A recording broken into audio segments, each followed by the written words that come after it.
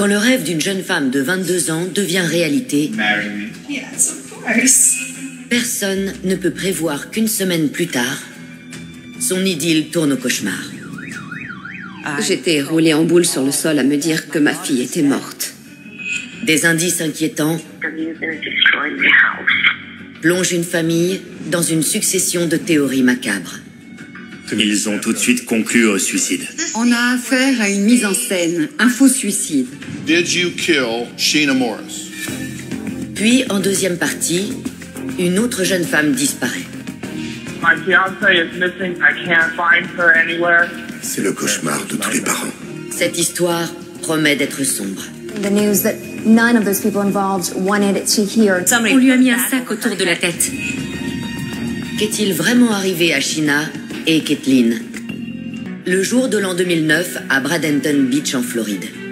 Cette ville touristique calme et pittoresque devient le théâtre d'une affaire sordide lorsqu'une jeune femme est retrouvée morte dans sa chambre d'hôtel.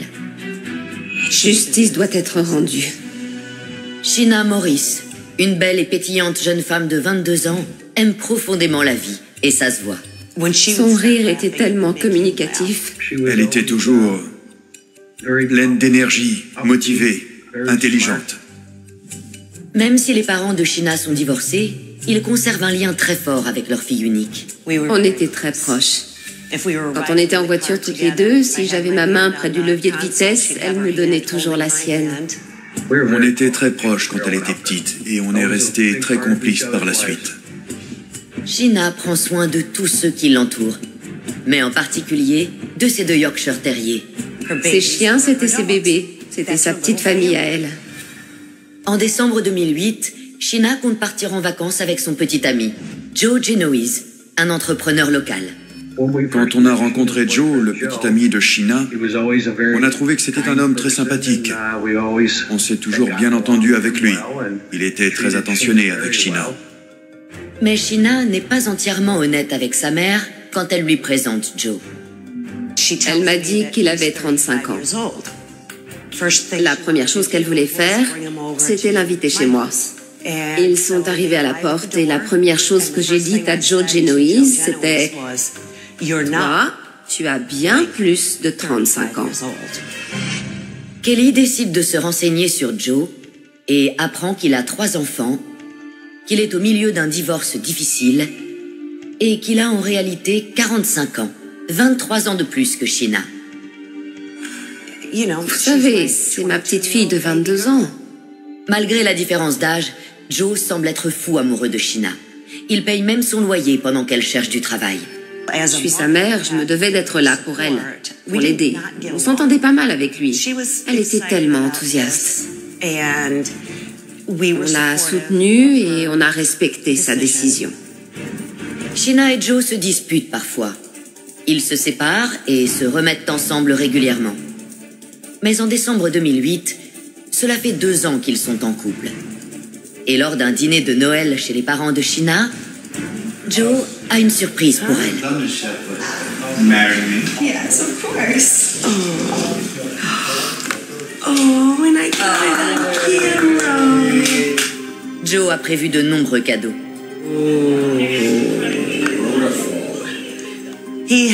Il avait acheté des bijoux très chers. Je me souviens d'un bracelet en diamant. Mais à peine une semaine plus tard, ce bonheur connaît une fin tragique. Le 30 décembre, Joe prend la route avec Sheena et ses 2 chiens. Ils se rendent dans un hôtel de la côte où ils partageront un dîner romantique pour fêter la nouvelle année. Donc, ils sont arrivés à l'hôtel, ils se sont installés, puis ils sont ressortis. Ils ont mangé au restaurant et ils ont bu quelques verres. Le lendemain, pendant le dîner, Sheena échange des messages avec ses proches. Elle prend des nouvelles de sa cousine qui est enceinte et devrait bientôt accoucher. Elle a communiqué avec tout le monde toute la soirée. Elle a écrit à des amis pour leur dire qu'elle avait hâte de devenir tata. Après dîner, Joe et Sheena remontent dans leur chambre. Peu après minuit, ils sont tous les deux en train d'utiliser leur téléphone. Elle a envoyé d'autres messages à ses amis. Ils ont commencé à prévoir leur prochaine sortie. Mais au bout d'un moment, Sheena cesse de répondre. À 4h48 du matin, elle reçoit un message lui annonçant la naissance de l'enfant de sa cousine. Mais malgré l'enthousiasme dont elle faisait preuve la veille, Sheena ne répond pas. Presque 8 heures plus tard, un peu après midi le jour du Nouvel An, la mère de Sheena reçoit un étrange appel de la part de Joe Genoese. Il n'arrivait pas à joindre Sheena. Il m'a expliqué qu'ils s'étaient disputés. Joe dit à la mère de Sheena que la dispute était si intense qu'il a quitté l'hôtel un peu avant 2 heures et conduit pendant près d'1 heure pour rentrer chez lui, près de Clearwater. Il explique que le matin suivant, il a essayé d'appeler Sheena pour faire la paix, mais qu'il n'a pas réussi à la joindre. J'ai essayé d'appeler Sheena, encore et encore, mais je n'ai jamais eu aucune réponse. Personne n'avait de ses nouvelles, c'était très étrange, ça ne lui ressemblait pas du tout. Kelly se rend à l'appartement de sa fille, mais quand elle arrive là-bas, elle découvre que Sheena n'y est pas. Alors que Kelly commence à paniquer, son téléphone sonne. C'est Sheena. J'étais là, mon Dieu, Sheena, Sheena, Sheena.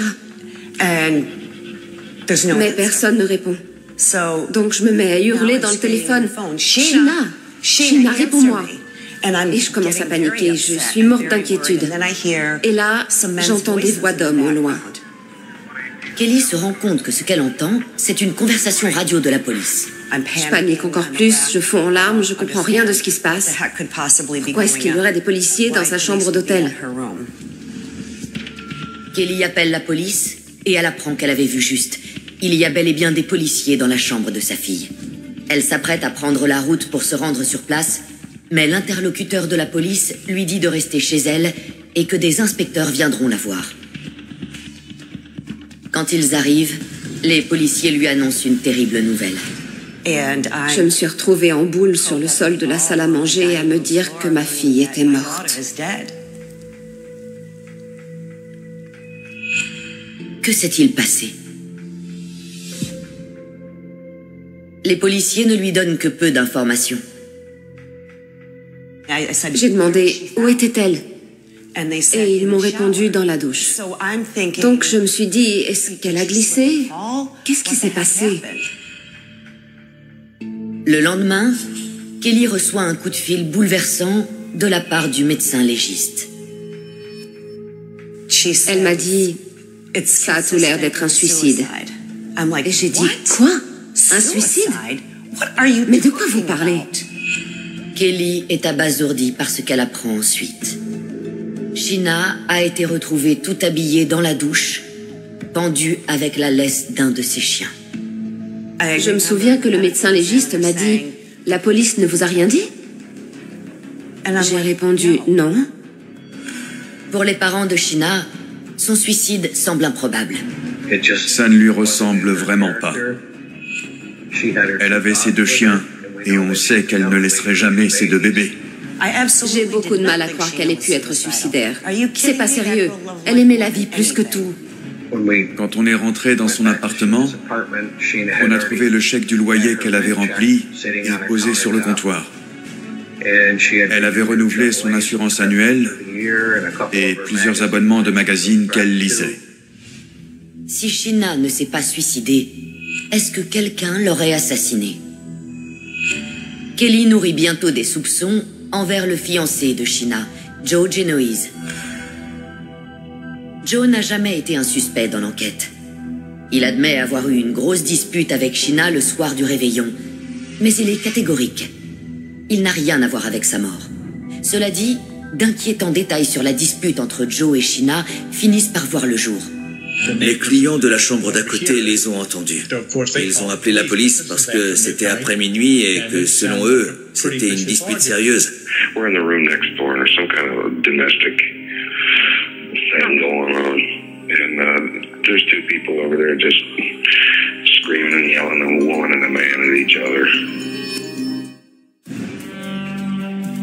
Sheena Morris, une jeune femme de 22 ans, est retrouvée morte dans une chambre d'hôtel de Floride le jour de l'an 2009. La nuit de sa mort, Sheena et son fiancé, Joe Genoese, se disputent. Ils font tellement de bruit que les clients de la chambre voisine appellent la police.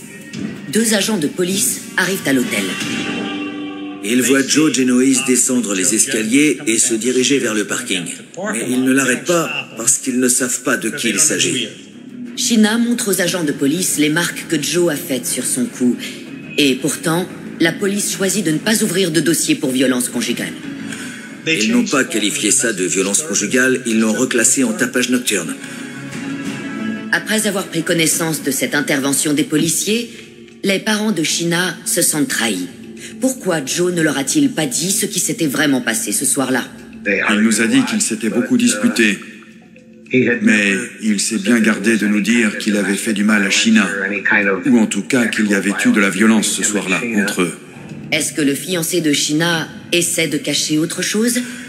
Kelly fait part de ses inquiétudes à la police, mais les inspecteurs restent persuadés que Sheena s'est pendue. Ils ont conclu l'enquête aussi vite qu'ils ont pu. Ils ont très vite décrété que c'était un suicide et ils n'ont pas vraiment cherché d'autres explications. La police de Bradenton Beach a refusé notre demande d'interview. Mais Lee Williams est persuadé que la police n'a pas suffisamment examiné la chambre d'hôtel parce que les agents étaient convaincus d'avoir affaire à un suicide.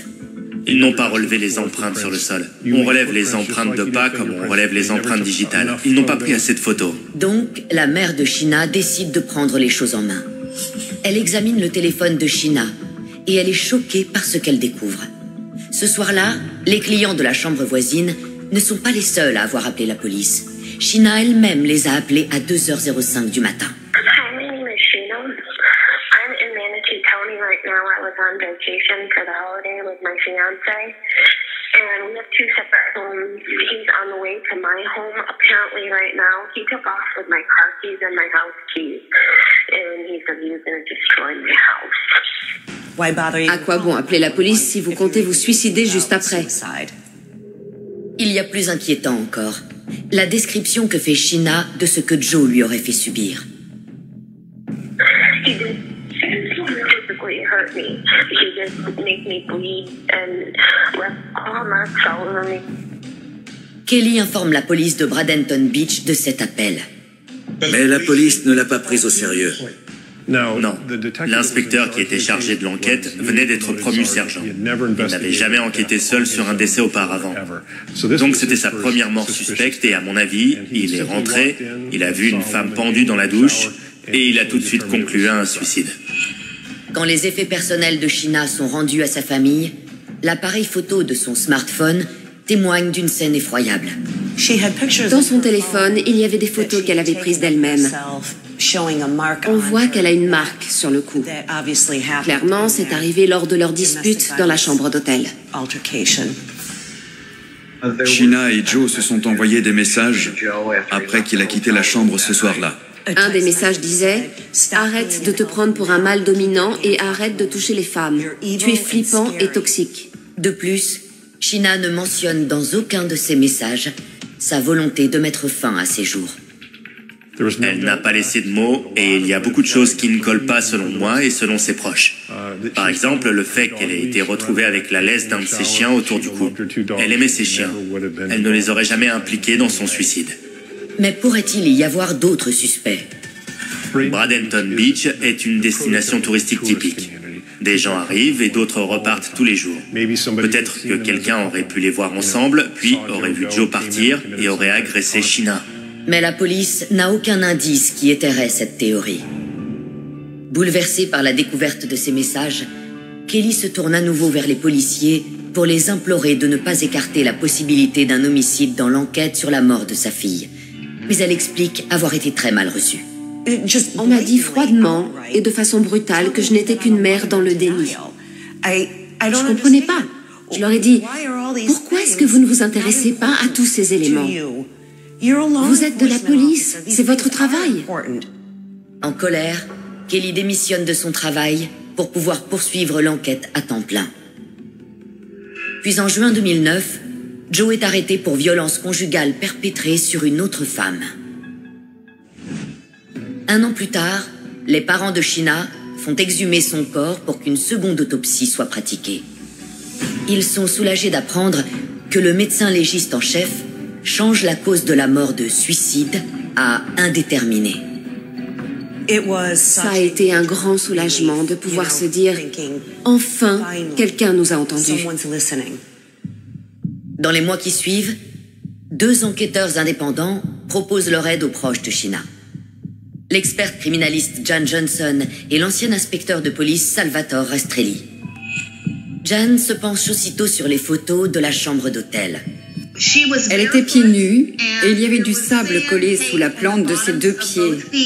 Peut-être qu'elle avait marché sur la plage ou promené ses chiens.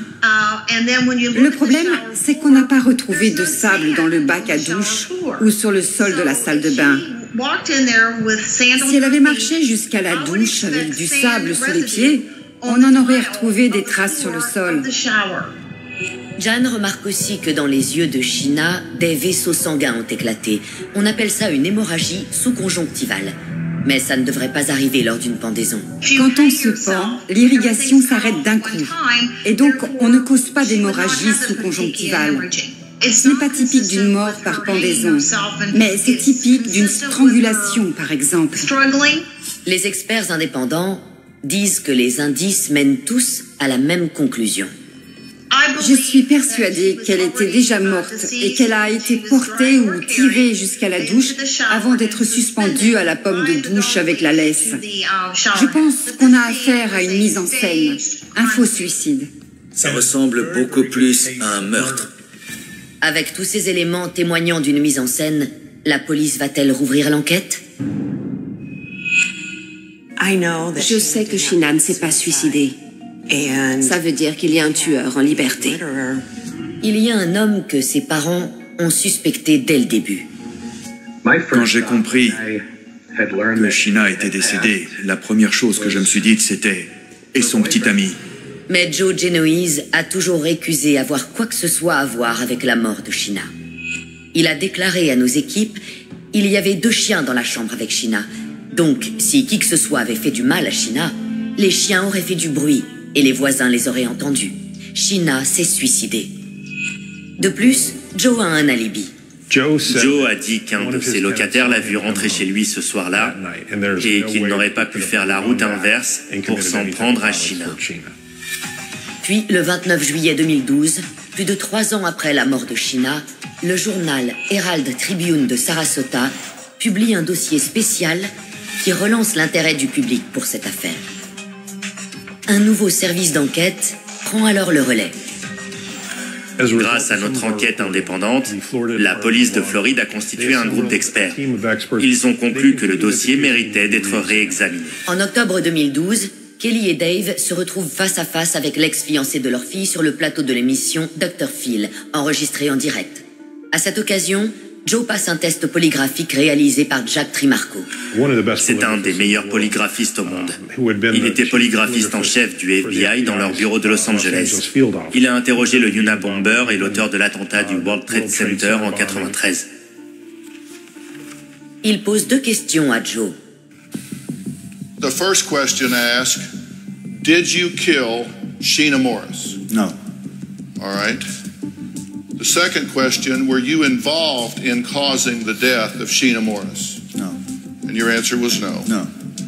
And the polygraph result on both questions is that answer was deceptive. La police de Floride, elle aussi, a fait passer Joe au détecteur de mensonges. Mais le polygraphiste de la police a conclu que ses réponses étaient honnêtes. Dans sa déclaration à nos équipes, Joe rapporte que le rapport de la police de Floride indique que je disais la vérité lorsque j'ai passé le test du polygraphe. Celui que j'ai passé pour l'émission du Dr. Phil était truqué. En 2013, Joe tente à nouveau de donner sa version des faits. Il est invité dans l'émission 2020 et raconte sa relation avec Sheena. You know, in a normal relationship, there was fights, there was, you know, back and forth, but there was never any violence. No. Il explique qu'il a parlé à Sheena après avoir quitté la chambre d'hôtel ce soir-là et qu'elle aurait évoqué un projet de suicide. There was one thing that she did say, in a somber note, she said, if I can't have you all to myself, I don't want to be here. Un peu plus tard, Joe fond en larmes et demande à faire une pause. Un mois plus tard, la police de Floride publie un rapport de 21 pages. La conclusion est qu'il n'y a aucune preuve indiquant qu'il s'agit d'un homicide. Ce qui manque dans ce rapport, c'est une expertise scientifique complète. Nulle part il n'est fait mention d'une expertise scientifique de la scène de crime. Et quelque chose d'autre dans ce rapport déçoit les proches de Sheena. Tous les gens qui ont été entendus par les agents nous ont dit que leurs propos avaient été déformés pour soutenir la thèse du suicide. Le rapport indique aussi que ce n'était pas la première fois que Sheena tentait de se suicider. Elle a tenté de mettre fin à ses jours lorsqu'elle était adolescente. Mais ses proches disent que les faits ont été exagérés. C'était une crise d'adolescence. Sheena était très malheureuse à l'époque parce qu'elle avait été privée de sortie. Elle avait ingéré tout un flacon d'aspirine. On l'avait amenée à l'hôpital, aux urgences. La police de Floride a refusé les demandes d'interview de nos équipes. Pendant plusieurs années, l'enquête n'avance plus. Jusqu'à ce qu'en août 2019, plus de 10 ans après la mort de Sheena, un nouvel élément émerge. Jan Johnson apprend grâce à l'une de ses étudiantes qu'un détail présent sur les photos de la scène de crime était passé inaperçu. Dès qu'elle a été décrochée de la pomme de douche, une photo a été prise de son dos. Et on voit clairement une forme de V en bas de son dos. Et c'est une lividité. Une lividité est une concentration de sang qui a lieu après l'arrêt du cœur. Mais il n'y a rien dans la douche qui aurait pu imprimer cette forme dans le dos de Sheena. Donc, on a passé en revue les photos et on est tombé sur le fauteuil en osier de la salle à manger. Et on retrouve cette forme de V dans le dossier du fauteuil. Kelly et Jan se rendent immédiatement à l'hôtel pour y récupérer un des fauteuils en osier. Je l'ai rapporté au labo et ça concorde. Le motif est rigoureusement identique sur le fauteuil et dans le dos de Sheena. Donc ce qu'on peut déduire de tout ça, c'est qu'après sa mort, elle a été assise dans un de ces fauteuils. C'est tout. Il s'agit clairement d'un homicide. Malgré la découverte de ces nouveaux indices, le médecin légiste en chef se refuse à requalifier la mort en homicide. Le médecin légiste a refusé de recevoir nos équipes pour un entretien. La famille de Sheena se sent plus perdue que jamais. Mais en septembre 2019, ils apprennent que le bureau du procureur de Floride va passer le dossier en revue. Ça devrait être la première enquête sérieuse. Ce fiasco qui dure depuis 11 ans, on le doit surtout à la police de Bradenton Beach, qui n'a pas su mener l'enquête correctement. 11 ans après la mort de Sheena, ses parents restent déterminés. Sheena était notre fille unique. Tout notre monde tournait autour de Sheena. Et notre monde tournera toujours autour de Sheena. On compte bien aller jusqu'au bout. Quant à la mère de Sheena, elle dit qu'elle ne regrettera jamais sa bataille pour faire éclater la vérité. Elle continuera pour empêcher qu'il y ait de nouvelles victimes et pour honorer la mémoire de sa fille. Celui qui lui a fait ça est quelque part en liberté, à fréquenter d'autres femmes, à vivre sa vie. Justice doit être faite. Et je pense que la plupart des parents auraient fait la même chose. Dans le Midwest américain, la famille d'une autre jeune femme cherche également des réponses. Fairfield, dans l'Ohio, est une banlieue parsemée de parcs verdoyants. Elle se trouve à 40 km au nord de Cincinnati. C'est là qu'a grandi Kathleen Markham. C'est une jeune femme de 21 ans exubérante et généreuse. Tout le monde l'aimait. Tout le monde savait que quand quelqu'un était de mauvaise humeur ou avait des soucis à l'école ou autre, Kathleen était toujours là pour aider, pour remonter le moral, pour apporter son soutien et sa joie de vivre. Elle n'aimait pas savoir que quelqu'un était triste. Très jeune, Kathleen développe un goût prononcé pour les arts. Elle dessinait depuis qu'elle avait 6 ans. Elle avait toujours de quoi dessiner sur elle. J'étais épaté par sa créativité. Elle savait dessiner, elle faisait de la photo, elle aimait créer des œuvres visuelles et elle avait du talent pour ça. Sa passion pour l'art l'accompagne jusque dans ses études. Elle suit un cursus artistique dans une université. 3 semaines plus tard, elle aurait commencé un nouveau chapitre de sa vie. Elle aurait reçu son diplôme en design graphique et commercial. Kathleen a 2 emplois qui lui permettent de payer ses études. Elle travaillait à la bibliothèque universitaire et dans une boutique de mariage. Elle faisait près de 20 heures par semaine. Entre ses études et son travail, Elle passe du temps avec son petit ami, John Carter. Ils sont ensemble depuis 6 ans quand en 2010, ils se fiancent. Ils avaient pour projet de déménager dans le Colorado. C'était un jeune couple qui découvrait la vie main dans la main. Je l'ai encouragé à le faire. Entre la fin des études et le début de la vie active, c'est le meilleur moment pour aller voir du pays. Et je savais que tout se passerait bien. Mais le samedi 13 août 2011, tout ne se passe pas bien pour Kathleen. Ce jour-là, elle travaille à la boutique de mariage de 15h à 19h40. Puis elle fait 20 minutes de route pour rentrer chez elle. John lui rend visite et à 21h, ils invitent un ami prénommé Brad à venir passer un moment avec eux. Brad a vu que Kathleen travaillait sur un projet pour les cours. Elle travaillait sur son ordinateur portable. Elle était concentrée, donc elle n'a pas beaucoup interagi avec eux. Brad repart entre 22h30 et 23h. Peu de temps après, John s'en va lui aussi pour aller chez un ami. Il est parti pour se rendre à une soirée. C'est ce qu'on fait quand on a 20 ou 21 ans.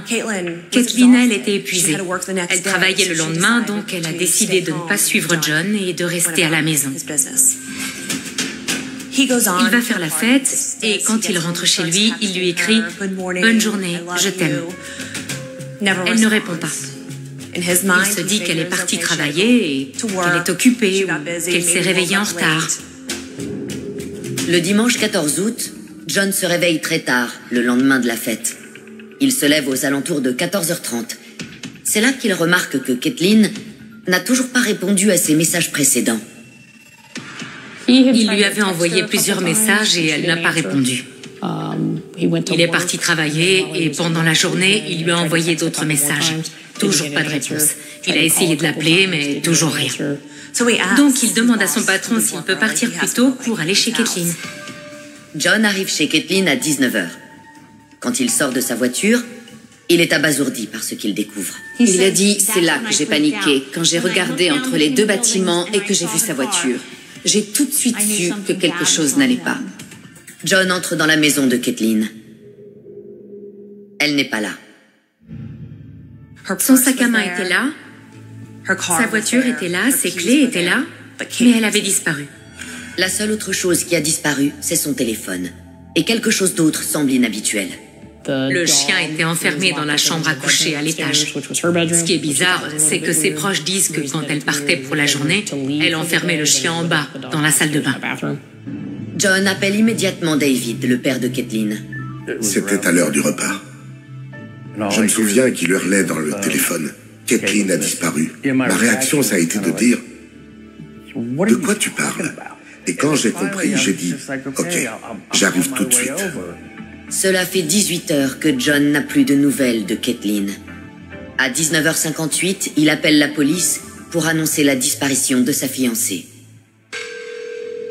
Hi, my name is John Carter. My fiance is missing. I can't find her anywhere. Okay, where did you see her last? I saw her at like 12 o'clock last night. She stays in a house by herself. I'm really nervous. Her car is still there. Okay, her purse is still. Is there an address? Yeah. We'll have somebody come out and speak with you, okay? Okay, thank you. Le sergent Rebecca Ervin de la police de Fairfield arrive sur les lieux. On a fouillé la maison de fond en comble à la recherche de tout ce qui pouvait paraître suspect. Il n'y avait pas l'air d'y avoir eu d'effraction. Il n'y avait rien de flagrant. Je réfléchissais à tout ce qui avait pu lui arriver.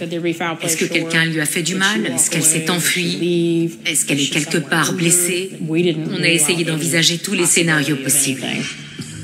La famille de Kathleen sait qu'elle ne serait pas partie sans prévenir. Elle ne serait jamais partie. Aussi longtemps, sans me le dire. Et elle n'aurait pas laissé son sac ou ses clés. On a fait du porte-à-porte dans le quartier, on a demandé aux commerces locaux, on a fouillé toute la zone très scrupuleusement. Texas EquaSearch, une association de recherche de personnes disparues, envoie une équipe à Fairfield pour prêter main forte aux autorités et retrouver Kathleen. Now, 22-year-old Caitlin Markham has been missing for more than 2 weeks now, and today the group is asking for more volunteers this morning. Le 28 août, après 2 semaines de recherche, Kathleen est toujours portée disparue. C'est vraiment le pire cauchemar de tous les parents. Notre fille qui disparaît, pas juste. On a surveillé l'activité de ses cartes de crédit pour savoir si elle s'en servait. À ce moment-là, on se disait que c'était très inquiétant et qu'il lui était arrivé quelque chose. Mais qui aurait pu en vouloir à Kathleen? Les inspecteurs se tournent vers la dernière personne à l'avoir vue vivante, son fiancé, John Carter. Ils commencent par analyser son appel à la police. Okay, you guys didn't have an argument or anything? Not at all. Mais le vendredi 12 août, la veille de la disparition de Kathleen, John et elle se seraient bel et bien disputés lors d'une soirée à Cincinnati. Ils se sont disputés parce qu'il avait dépensé de l'argent pour acheter des billets de tombola lors de cette foire. Et Kathleen n'était pas contente. Le 25 août, John est invité dans l'émission de Nancy Grace pour parler de sa fiancée disparue. Il souhaite aussi dissiper tout soupçon. À un moment, quelqu'un lui demande s'il est passé au détecteur de mensonges. Il répond que oui et que ses résultats étaient bons. Mais quand John revient dans l'émission quelques jours plus tard, son histoire n'est pas la même. En fait, il n'est pas passé au détecteur de mensonges. Il a passé un test d'analyse de la voix et on n'en connaît même pas le résultat.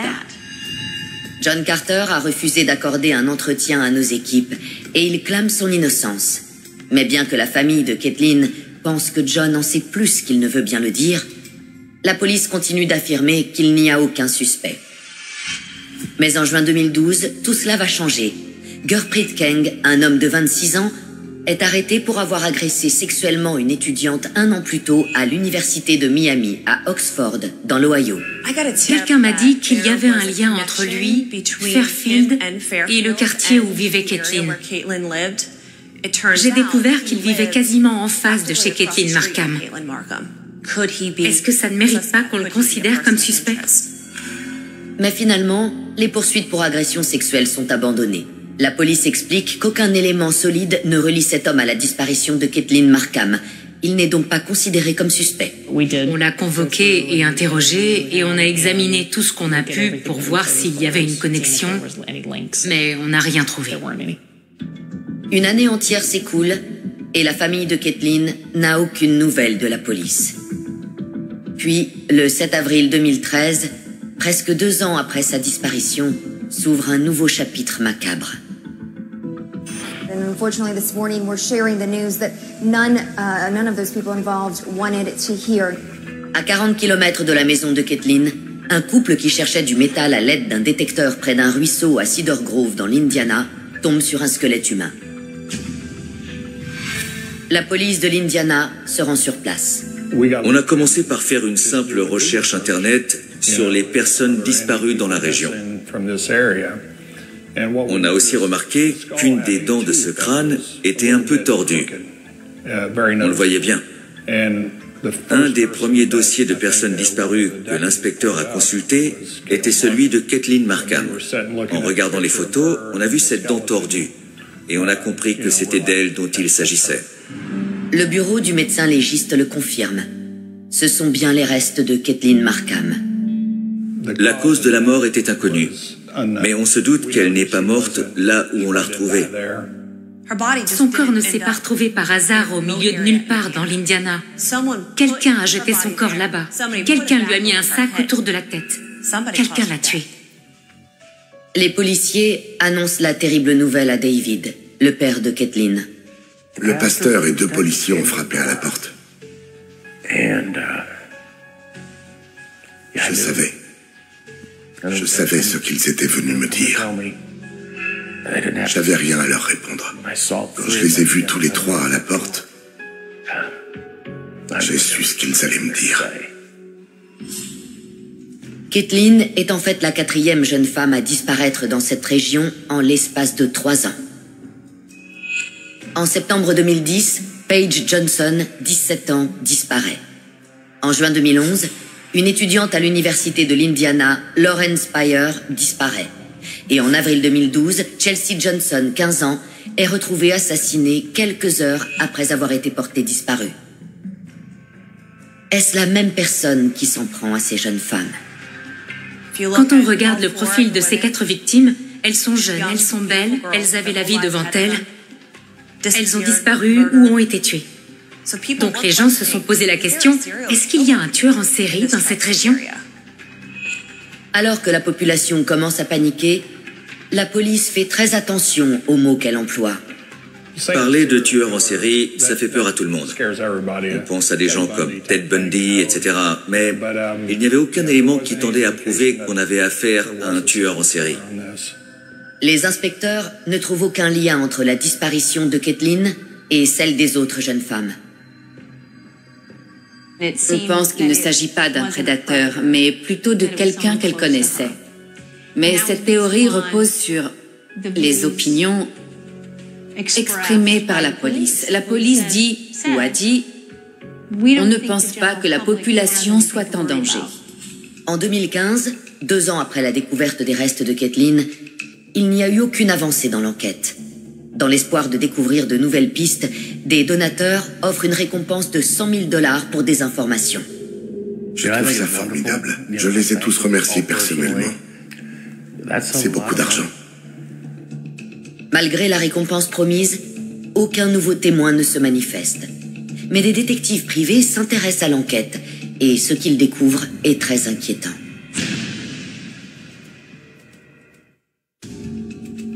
Pendant plusieurs années, la police a désespérément cherché des réponses quant à la mort de Kathleen Markham. Mais alors qu'ils semblent s'être trouvés dans l'impasse, les inspecteurs réexaminent les premiers éléments du dossier et font une découverte intrigante. Le jour de la disparition de Kathleen, son fiancé John Carter passe plusieurs appels téléphoniques qui éveillent les soupçons, y compris son appel à la police. Okay, you guys didn't have an argument or anything? Not at all. Les appels passés par John sont suspects aux yeux des proches de Kathleen, qui le soupçonnent d'en savoir plus qu'il n'en a dit à la police. Voici le premier élément suspect. John était au téléphone avec un ami quand il est entré chez Kathleen et a découvert qu'elle avait disparu. 38 secondes plus tard, il a appelé le père de Kathleen. Il n'arrêtait pas de hurler à plein poumon que Kathleen avait disparu. Elle avait disparu. Et il avait raison. Elle avait vraiment disparu. Mais c'est un peu étrange qu'il ait compris ça tout de suite avec le peu d'informations qu'il avait.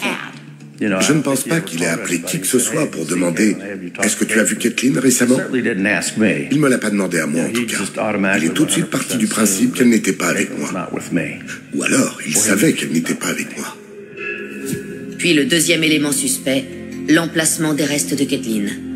La famille de John Carter possède des terres dans l'Indiana et une des façons de se rendre sur leur propriété, c'est de prendre la route qui relie ces deux États. C'est le long de cette route que les restes de Kathleen ont été retrouvés. Ce n'est pas un endroit qu'on peut voir depuis la route. On ne se dit pas, tiens, un terrain vague. Il faut savoir qu'il est là et le chercher. Un des membres des forces de l'ordre qui a travaillé sur cette enquête a confié à nos équipes que John Carter a échoué lors de son test polygraphique. Mais la police n'a toujours pas assez de preuves pour l'inculper. Dans les affaires comme celle-là, les statistiques disent que dans 90-95% des cas, c'est le mari, le compagnon, le fiancé. Le plus souvent, ce sont eux les coupables. Je ne suis pas en train de dire qu'il l'a tué, mais je pense que les enquêteurs ne l'ont pas suffisamment interrogé. Je ne crois pas à la version de John Carter. Je ne pense pas qu'il ait dit toute la vérité. Ça ne veut pas dire que je pense qu'il lui a fait du mal. Mais je suis persuadée qu'il sait ce qui lui est arrivé. On est allé à Fairfield et on a interrogé John. Et en partant, je lui ai demandé, John, à ton avis, qu'est-ce qui est arrivé à Kathleen? Et il m'a répondu, ça devait être un accident. Et ça m'a fait bizarre. J'ai dit, un accident?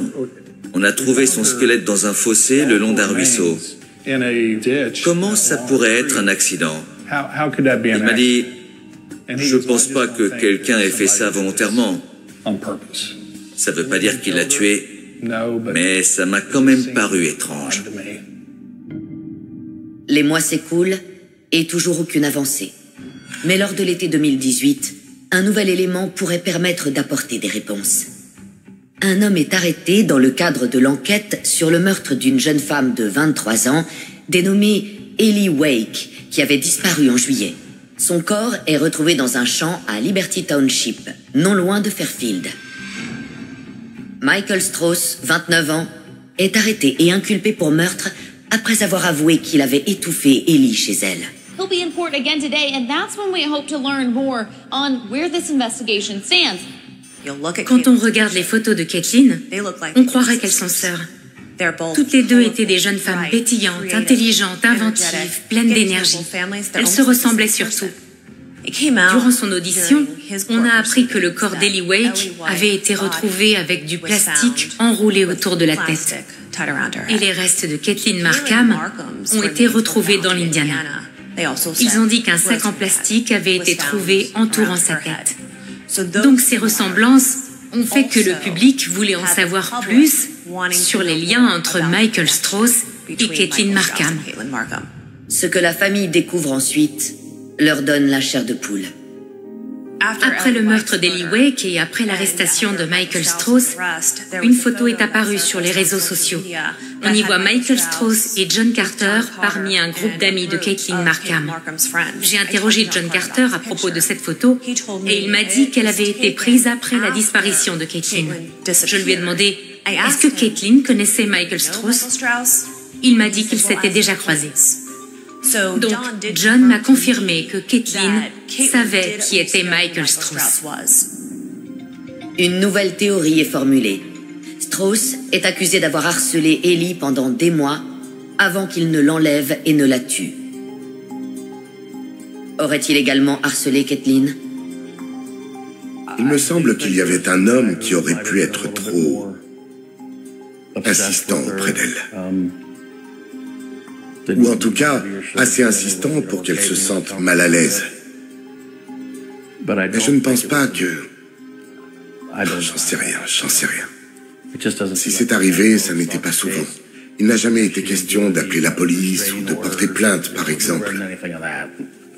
Donc, tout dépend du niveau de harcèlement auquel on fait référence. Le compte-rendu du procès contient d'autres révélations. Si on en croit le procureur, Michael Strauss aurait confié à un compagnon de cellule qu'il aurait tué une autre jeune femme et qu'il aurait abandonné son corps près d'un ruisseau. Les restes de Caitlin ont été retrouvés près d'un ruisseau, à Cedar Grove, dans l'Indiana. Pourrait-elle être l'autre victime de Michael Strauss? Malgré l'espoir né de ces dernières révélations, au printemps 2020, aucune arrestation n'a été faite dans le cadre de l'enquête sur le meurtre de Caitlin Markham. Mais cela n'empêche pas ses proches de faire vivre sa mémoire. Ils ont créé une page Facebook intitulée « En mémoire de Caitlin Markham ». On y a mis un lien vers ses peintures. Les gens viennent y poster diverses choses à propos de Caitlin, des souvenirs qu'ils ont d'elle. C'est la meilleure façon de préserver le souvenir de Caitlin. On ne veut pas que les gens l'oublient.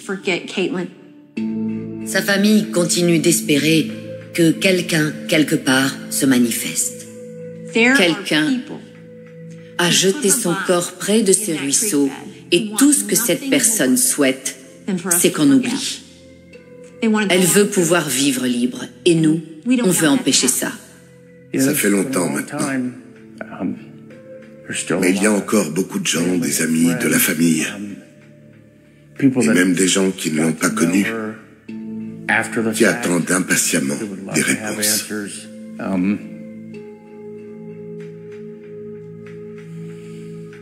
Ça me remonte un peu le moral. À 11h59, les rideaux d'en face vibrent d'ordinaire comme des lèvres qui vont prononcer un aveu et... Chaque jour, je me surprends à accorder ma respiration à ce frisson de tissu. 1, 2, 5. Le salon s'éteint. 7, 8, 9. La rue avalait son propre reflet et nous voilà rendus à midi. La minute d'ombre que tout le monde respecte sans s'en rendre compte. C'est un rite idiot. Une ponctuation de lumière qui sert d'excuse au retard et de cloison aux colères.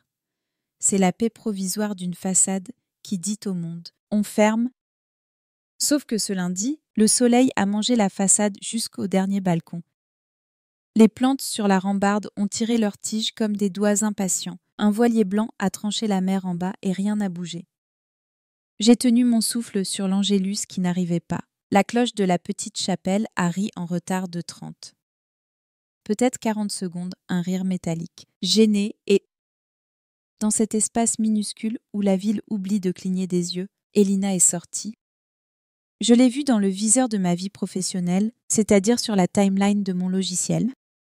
J'étais censée finir un montage de duplex pour l'édition de 12h30, des images trop nettes d'un ministre trop propre qui coupait un ruban trop rouge, mais mon écran de contrôle garde toujours une webcam municipale dans un coin, par manier et par fidélité à ma fatigue. La mer, le rond-point, le fronton de la chapelle, l'immeuble d'en face. Elina apparaît à l'étage, silhouette fine coincée dans la cage d'escalier. Une main sur la rampe, l'autre qui jongle machinalement avec ses clés. Pas de sac, pas de casque. Ses cheveux tressés comme une promesse. Elle s'arrête à mi-palier, lève les yeux vers la baie restée ouverte. Esquisse ce geste qu'on fait tous quand la lumière nous surprend la main en visière. Les cils qui battent, et descend. J'aurais voulu lui crier « Attends la minute », comme on dirait « attendre le verre ». Mais les voix n'atteignent pas les écrans, et la mienne n'atteint pas la rue quand elle est hors de moi. À midi pile, au lieu de la morsure blanche des rideaux, j'ai vu le rectangle de soleil couler sur le parquet. Long comme une lame, à midi une. La portière d'une voiture sombre s'est ouverte, plus bas, à l'ombre du platane. À 14h, il manquait Elina, et les rideaux d'en face, inertes, ressemblaient moins à une habitude qu'à une preuve. Madame Serrano a sonné à 15h, 3 coups courts. C'est notre code pour demander de l'huile et déposer, avec sa requête, un regard de concierge qui voit les gens par leur régularité plus que par leur visage. Vous avez remarqué, Ariane, a-t-elle dit en s'accoudant à ma fenêtre, comme si nos 2 appartements n'en faisaient qu'un. Midi n'a pas fermé. Elle parle des rideaux avec la même gravité que des morts. Elle les connaît depuis avant moi. Elle sait quand le tissu a été changé, quand on a remplacé la tringle, quand l'ombre a gagné 10 cm parce qu'on a déplacé le canapé. Je sais. Ai-je répondu trop vite? La cloche aussi a raté son signal. Elle a hoché comme si la cloche était une personne avec des humeurs. Et la petite? La petite, c'était Elina pour elle. L'étudiante en archi qui descend toujours tête haute, pas vue depuis midi. A-t-elle ajouté en posant la bouteille d'huile sur ma table, comme on pose une vérité trop lourde pour la garder dans sa main. Je ne suis pas policière. Je n'ai aucune compétence en autre chose qu'en angle de coupe, en étalonnage, en rythmes, et pourtant mon corps a commencé sans moi à mettre en place un banc de montage parallèle. Plan large, la façade. Les rideaux, le rayon qui bascule, plan serré, la poignée de la porte du palier qui tourne. Cut la voiture sombre, fondu le message de l'horloge municipale qui affiche 12 Zolo. 42 au moment où la cloche, enfin, sonne. Tu deviens folle. M'a murmuré la partie de moi qui connaît le prix des conspirations. Tu fais une histoire avec un rideau. Je fais des histoires avec des secondes depuis que je gagne mon pain avec des secondes. Je sais que les secondes sont des loups quand on les lâche. J'ai appelé Gaspard Lévy parce que c'est le seul homme de ce quartier à qui on peut demander l'heure sans obtenir un regard hautain. Il a son échoppe d'horloger à 2 rues, la vitrine où des montres tremblent sur des coussinets comme des bêtes domestiquées. Et il a cette écoute exacte qui vous remet la seconde à l'endroit sans vous humilier. Midi s'est déplacé. Lui ai-je dit, debout au milieu de ces coucous qui bavardent. La cloche a sonné après le soleil. Il a souri comme on sourit à un enfant qui a compris la règle des nombres pairs. La cloche n'est pas le soleil. Ariane. L'Angélus est un costume posé sur le vrai corps du midi. Parfois, il tombe mal. 40 secondes.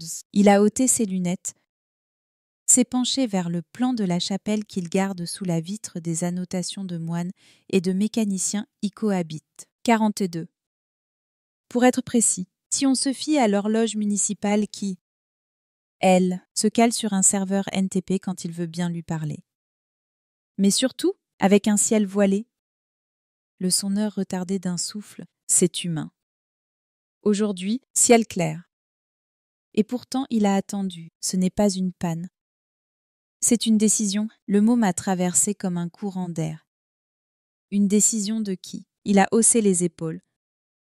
De quelqu'un qui pense que le monde lui appartient quand il tient une corde, Je suis rentrée chez moi avec l'envie bête de tirer mes propres rideaux pour voir si l'univers me reconnaissait encore.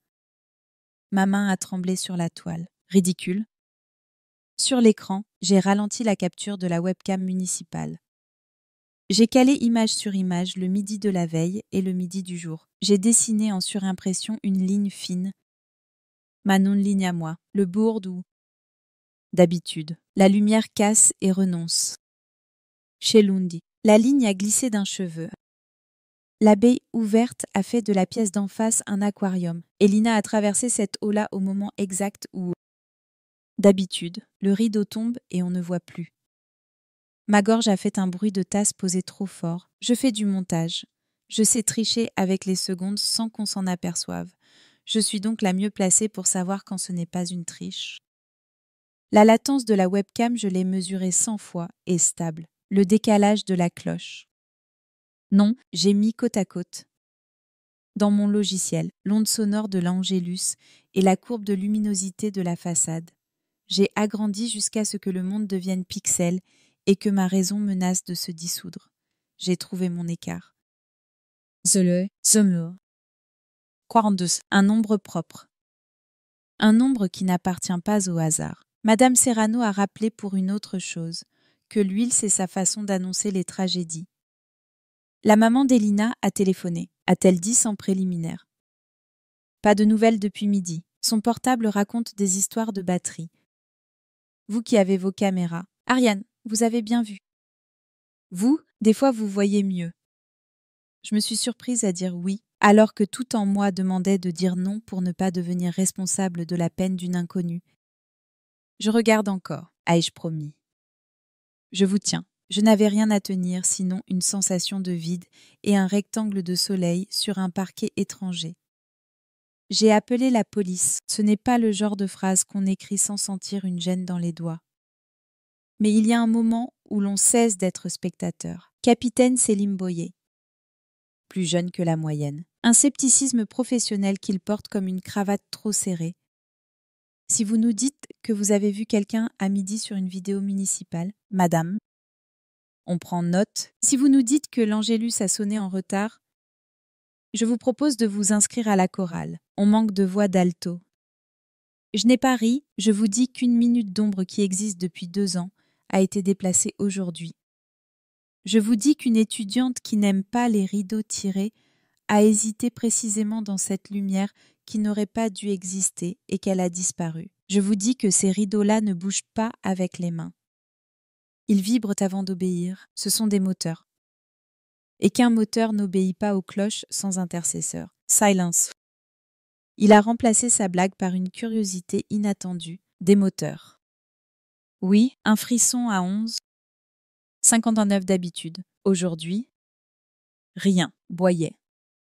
S'il y a un capteur, quelqu'un lui a parlé. Il a soupiré, j'envoie quelqu'un. Ne touchez à rien, j'ai touché à tout. Gaspard est remonté avec sa petite mallette parce qu'il ne sait pas vivre quand une horloge chante faux. Montre-moi tes images. M'a-t-il demandé, et j'ai été reconnaissante à cet homme de parler d'images comme on parle de malade. Avec des égards. Il a posé sur mon bureau un sablier de cuisine qu'il traîne partout pour rappeler aux secondes qu'elles ont une sœur en sable et, à la marque de midi, les grains ont coulé d'une manière qui donnait envie de pleurer, tellement c'était bête et beau. Tu vois, a-t-il chuchoté. On n'a pas inventé le temps, on n'a inventé que les prétextes. Son doigt a glissé sur la courbe de luminosité comme sur un sillon d'album. Cellule photoélectrique, a-t-il diagnostiqué. Un petit capteur LDR collé derrière le rideau, calibré sur le reflet sur la mer. À midi, avec ce miroir, le niveau franchit un seuil et le moteur tracte, sauf si quelqu'un, ailleurs, donne un contre-ordre. La cloche. La cloche? Non, la cloche, c'est un pansement sur la blessure, le contre-ordre. C'est une micro-coupure électrique au moment exact ou un retard intentionnel dans un automate relié au carillon. Il a prononcé intentionnel comme on ouvre une fenêtre. L'air est entré. Il sentait la mer et une colère plus ancienne que nos vies. Je n'avais plus faim. Je n'avais plus sommeil. J'avais l'impression que mon appartement flottait 1 centimètre au-dessus de la dalle et que le monde, en dessous, me montrait ses câbles. Boyer a sonné à 18h avec une collègue qui regardait tout avec des yeux propres. Je leur ai donné mes courbes, mes captures, ma non-ligne, mes scrupules. Ils ont traversé la rue. Ils ont frappé chez personne. Les rideaux n'ont pas répondu. Dans la cage d'escalier, un miroir cheap renvoyait la lumière de la baie en la dédoublant de soleil pour un. Boyer a posé sa main sur la vitre. Il a senti la tiédeur du midi gardée dans le verre comme une mémoire animale. Vous voyez, ai-je soufflé. Plus fier que soulagé. Ce n'est pas un fantasme. La lumière laisse des empreintes. À 20h, j'ai remonté la vidéo virale que la mairie voulait publier le lendemain. 5 choses charmantes à faire à midi sur le front de mer. J'ai coupé la séquence où l'Angélus sonnait trop tard. Je l'ai recalée sur l'heure serveur. J'ai rendu la cloche au soleil. Gaspard m'a regardé faire sans m'arrêter. « Tu joues avec des feux », a-t-il dit ? Non, pour me dissuader, pour me mesurer. « Je remets de la lumière à l'heure », ai-je répondu. Et la grandiloquence du verbe m'a fait honte. Je n'étais qu'une monteuse dans une cuisine qui sentait l'huile d'olive et l'encre de tonner. Pourtant, quand j'ai exporté, j'ai senti la minute bouger sous mon doigt. La nuit a été plus bleue que d'habitude. Je me suis endormie vers 2, assise contre le mur, avec la webcam muette, comme un chat repu. À 6h, la cloche de la chapelle a sonné l'Angélus du matin pile. Je me suis relevée d'un seul bloc. Les rideaux d'en face ont vibré presque tendrement, comme des lèvres qui reprennent un refrain. J'ai compris que j'avais touché la corde de quelqu'un. À 8h, un numéro masqué a sifflé dans mon téléphone une voix neutre. Cloche, ni homme ni femme. Neutre comme un menu déroulant. Vous aimez régler les secondes. Madame Pujol, vous pourriez nous laisser midi. J'ai eu envie de rire. J'ai eu envie de vomir. Rendez-nous Elina, et je vous écrirai des tutoriels. Le souffle au bout du fil a changé de texture. Un velours qui se froisse. Les rideaux seront tirés à midi. Aujourd'hui. À midi quand ? Ai-je demandé. La ligne a coupé à 11h59. J'étais debout, le front contre la vitre. Gaspard à ma droite, Madame Serrano à ma gauche. Boyer quelque part dans l'escalier d'en face, et l'air avait cette densité des après-averses, alors qu'il n'avait pas plu. 11h59 et 30. 40. 50. J'ai compté les grains du sablier à rebours. La cloche n'a pas ri, elle a frappé juste, et les rideaux d'en face ont vacillé comme un animal qui hésite. Ils se sont refermés lentement, dociles. À midi pile, sous nos yeux. Ils nous ont offert la minute d'ombre comme on rend un objet volé pour tester la suite. J'ai compris, avec une lucidité qui m'a déchiré le diaphragme, que quelqu'un, quelque part, réglait le monde à l'aide de 3 choses. Une corde, un capteur et une habitude. Et que, ce lundi-là, j'avais brisé cette habitude sans être prête à payer le prix. À midi 2. On a frappé chez moi. Madame Serrano a ouvert avant que je n'aie le temps d'arriver, sur le paillasson.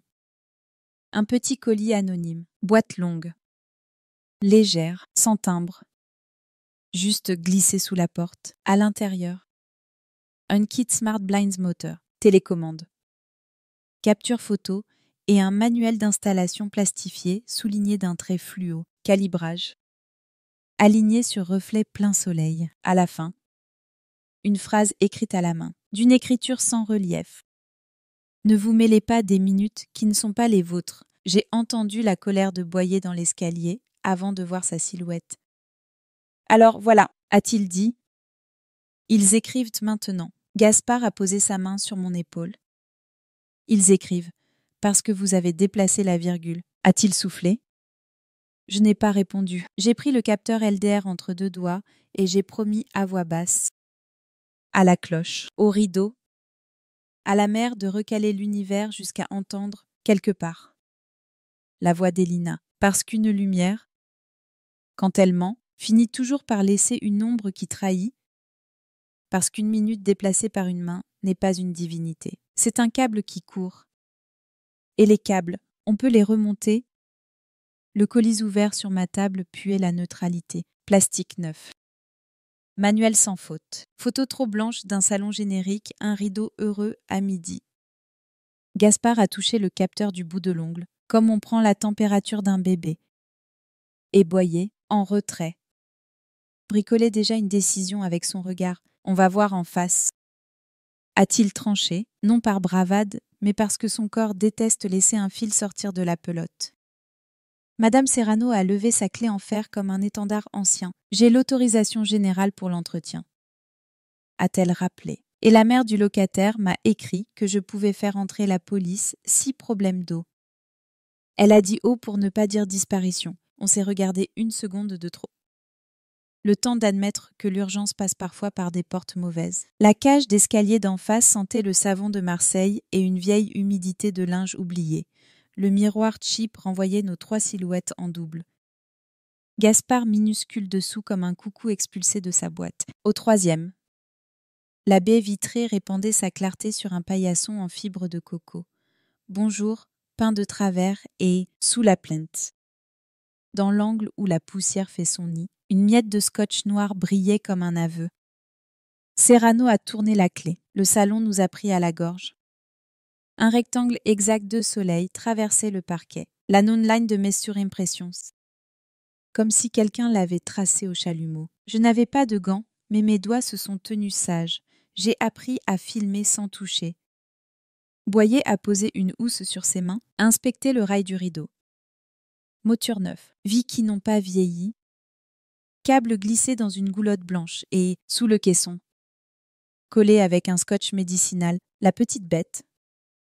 Un capteur LDR, veilleuse d'enfant. Relié au moteur par un fil d'ange, Gaspard a suivi le trajet du câble du regard. Puis il a pris dans son sac son minuscule voltmètre, un bijou idiot, et a mesuré la tension comme on écoute un pouls, calibré serré. A-t-il chuchoté. Le seuil se déclenche à la crête du reflet. Pas de marge. Quelqu'un en a voulu une. Sur le bord de la baie, un autocollant transparent portait un trait au feutre. À hauteur de mes genoux, et une note écrite à la main. En capitale sage, presque scolaire. Noon. L'anglais m'a frappé comme une gifle. La mère en bas était française. La main qui avait marqué le midi ne voulait pas, elle, parler notre langue. Boyer a ouvert la cuisine par réflexe, dans l'égouttoir. 3 verres récents, dans la poubelle. Un ticket de pressing découpé propre, l'heure imprimée. Toiles. Zozol, le genre de probité que les systèmes aiment inscrire au dos de leurs crimes comme un autographe. J'ai ouvert l'agenda sur le buffet. Semaine quadrillée. Écriture droite. Et glissée comme une fleur morte à la page du lundi, une pivoine pressée qui avait gardé son rose par miracle. Avec un crayon derrière, midi surligné.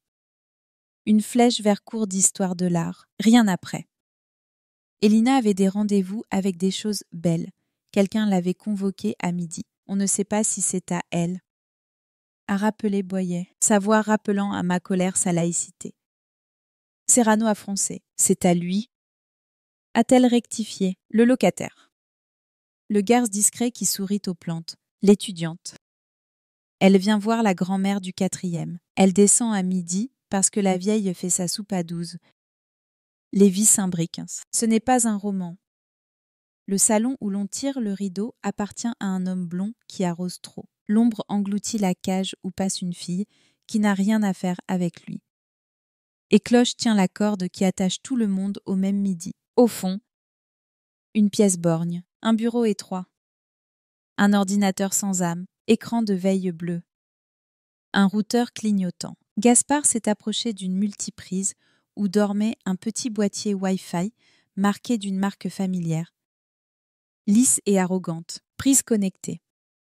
A-t-il diagnostiqué de celle qu'on commande au téléphone? Boyer a pris une photo. Serrano. Vous coupez le courant à midi parfois. Elle a secoué la tête. Jamais. Ici. C'est descente de poubelle à 11, tournée de courrier à 15. Midi, c'est les poireaux qui suent et les rideaux qui lisent l'Angélus. Sa fraise m'a entrouvert le cœur comme un rideau de théâtre. Les poireaux suent à midi, les rideaux lisent. Elina glisse, le monde se tient grâce à ses phrases pauvres. La fenêtre sur cour avait son propre secret, dans l'embrasure. Sous une épaisseur de poussière, un miroir rond. Formet Rasmot, scotché à même la pierre. Gaspard l'a soulevé de 2 doigts, il ne renvoyait que le ciel. Ils ont calibré le capteur sur un reflet, a-t-il expliqué. Le soleil de midi tombe sur la mer le renvoyait sur la vitre. La vitre l'envoie sur la LDR, c'est propre, c'est élégant. C'est immonde. J'ai pensé au manuel Smart Blinds sur ma table. J'ai pensé à l'écriture sans relief. Ne vous mêlez pas des minutes. Les minutes n'étaient pas à vendre. La lumière. Si, Boyer a appelé le poste. Patrouille discrète sur le parvis, relevée d'empreintes. Demande au sonneur. Au sonneur. Oui, si l'Angélus a rapatrié sa fierté ce matin. C'est qu'on l'a appelé, il a raccroché. A tourné vers nous un froncement qui n'a pas de nom dans sa grammaire. J'ai un frère Octave dans mon répertoire pour la cloche. Il a levé la main pour calmer ma question. C'est un bénévole. On lui écrit quand on répète le chœur. Il cale la corde sur un SMS. J'ai senti mon ventre devenir un sac vide. La cloche n'est pas sacrée. Elle lit un message comme nous lisons une notification. Il suffit qu'un doigt étranger lui murmure « Attends pour que midi recule ». Il suffit qu'on recale une vidéo municipale pour que notre doigt brouille à son tour leur murmure. On n'avait pas de coupable. Pas de silhouette dans la voiture sombre, pas de nom sur la prise Wi-Fi. On avait une signature, la précision. 42 secondes de retard la veille, 0 ce matin. Un non écrit sur du verre, une pivoine morte et un capteur collé au cœur du rideau. J'ai pensé à l'étrange tendresse avec laquelle, la veille, la voix neutre m'avait demandé de laisser midi. J'ai pensé à tout ce qui en moi voulait répondre. Je te laisse la nuit si tu rends les corps. J'ai gardé ma bouche, en redescendant. La concierge s'est arrêtée au 2e, devant une fenêtre d'escalier où quelqu'un avait collé un film anti-vis-à-vis. « C'est nouveau », a-t-elle grogné. Depuis 2 semaines, ça pique les yeux quand le soleil est tendu. J'ai collé ma joue contre la vitre et derrière le film. J'ai vu ce que je m'attendais à voir, un reflet de mer plus fort. Un écrasement de lumière qui expliquerait que le capteur déclenche parfois 3 secondes plus tôt. Chaque rideau, chaque film, chaque feuille de plante dans ce quartier fabriquait, à son insu, un calendrier de crimes. Boyer nous a envoyés dehors parce qu'il avait besoin de parler à la porte. Oui, ces hommes-là tiennent des colloques muets avec les objets pour voir s'ils bougent. Gaspard a proposé d'aller saluer la cloche comme on va voir un malade. J'ai dit oui, parce que je ne savais pas quoi faire d'autre avec mes doigts. La chapelle sentait la cire froide et la pierre mouillée. Et dans la sacristie. Un téléphone usé dormait sous un apperon. Frère Octave n'était pas là. Un jeune bénévole repliait des chasubles avec une timidité digne. Octave vient quand on l'appelle. A-t-il expliqué ? Il a la clé du clocher et on lui envoie les heures pour être sûr. Il m'a montré, comme on montre une blague qui n'en est pas une, le post-it collé sur le mur. Si météo voilée, retardez l'Angélus d'un souffle. Et dessous, un autre papier, imprimez celui-là. À partir du premier, validez SMS de l'association Cloche en volet. Avant de sonner. Qui signe avec autant d'arrogance, qui met son vice sur des entêtes. Je voulais arracher le papier, l'avaler.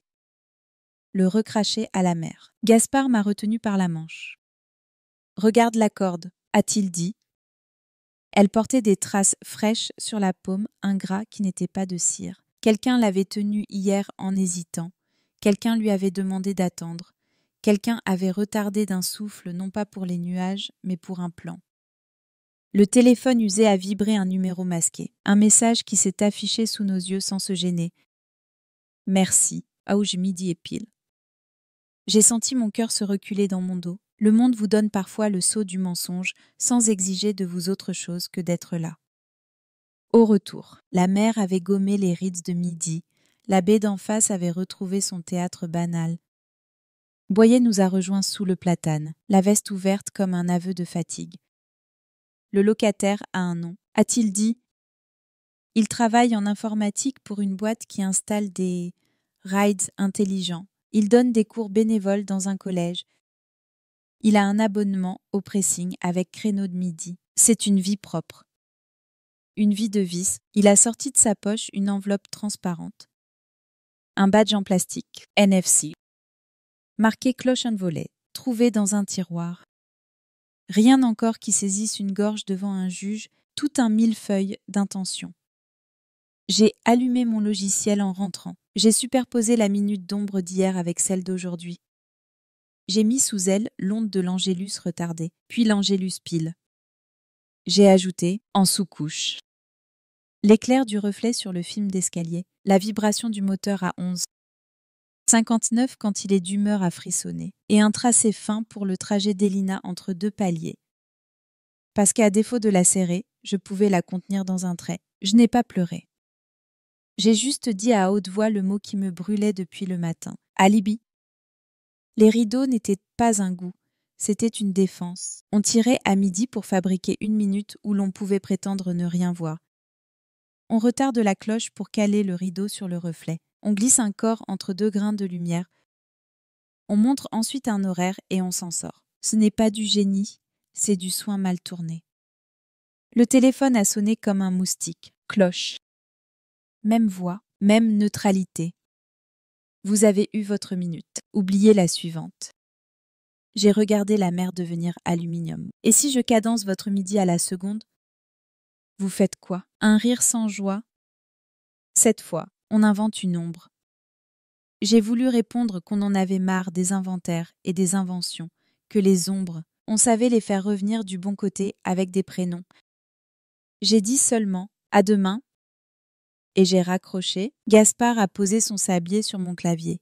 Les grains ont filé, implacables, sans demander l'avis des cloches. J'ai pensé à Elina comme à une personne qui continue de descendre et de lever la main en visière, sans savoir si, en bas, le monde est un rideau ou une mer. J'ai pensé au lundi où j'avais sauté par-dessus l'habitude et touché un câble. J'ai pensé qu'il nous faudrait parler aux voisins, aux fenêtres, aux feuilles, au soleil lui-même, qu'il faudrait apprendre la chorégraphie inverse. Ouvrir, et qu'à midi pile, demain, nous serions là, non pas pour attendre que la ville cligne, mais pour lui tenir la paupière. On a commencé par la lumière des autres, parce qu'elle ne ment pas pareil. J'ai frappé aux portes qui donnent sur la mer et j'ai demandé, non pas avez-vous vu Elina, mais ouvrez-vous vos rideaux à midi. C'était brutal. C'était bête, mais c'est le seul langage que la façade comprend. Une prof de yoga a répondu qu'elle les tire pour la méditation. Un vieil homme a dit pour la sieste. Une jeune mère pour que l'enfant dorme. Et toutes ces raisons posées côte à côte faisaient comme un cœur innocent qui masquait la voix unique que je cherchais. Celle qui tire pour fabriquer une minute. Madame Serrano collectionnait les réponses comme des clés. Gaspard notait l'orientation, la hauteur des tringles. L'âge des moteurs au son, oui. Il sait entendre un moteur vieux. Et Boyer suivait d'un pas qui avait l'air absent mais qui comptait. Je le sentais. Chaque seconde que nous volions au code, la veille. La voix neutre avait promis des rideaux tirés à midi. Alors nous avons décidé de tenir la paupière. Comme je l'avais juré. Non pas saboter. Non pas casser, ouvrir.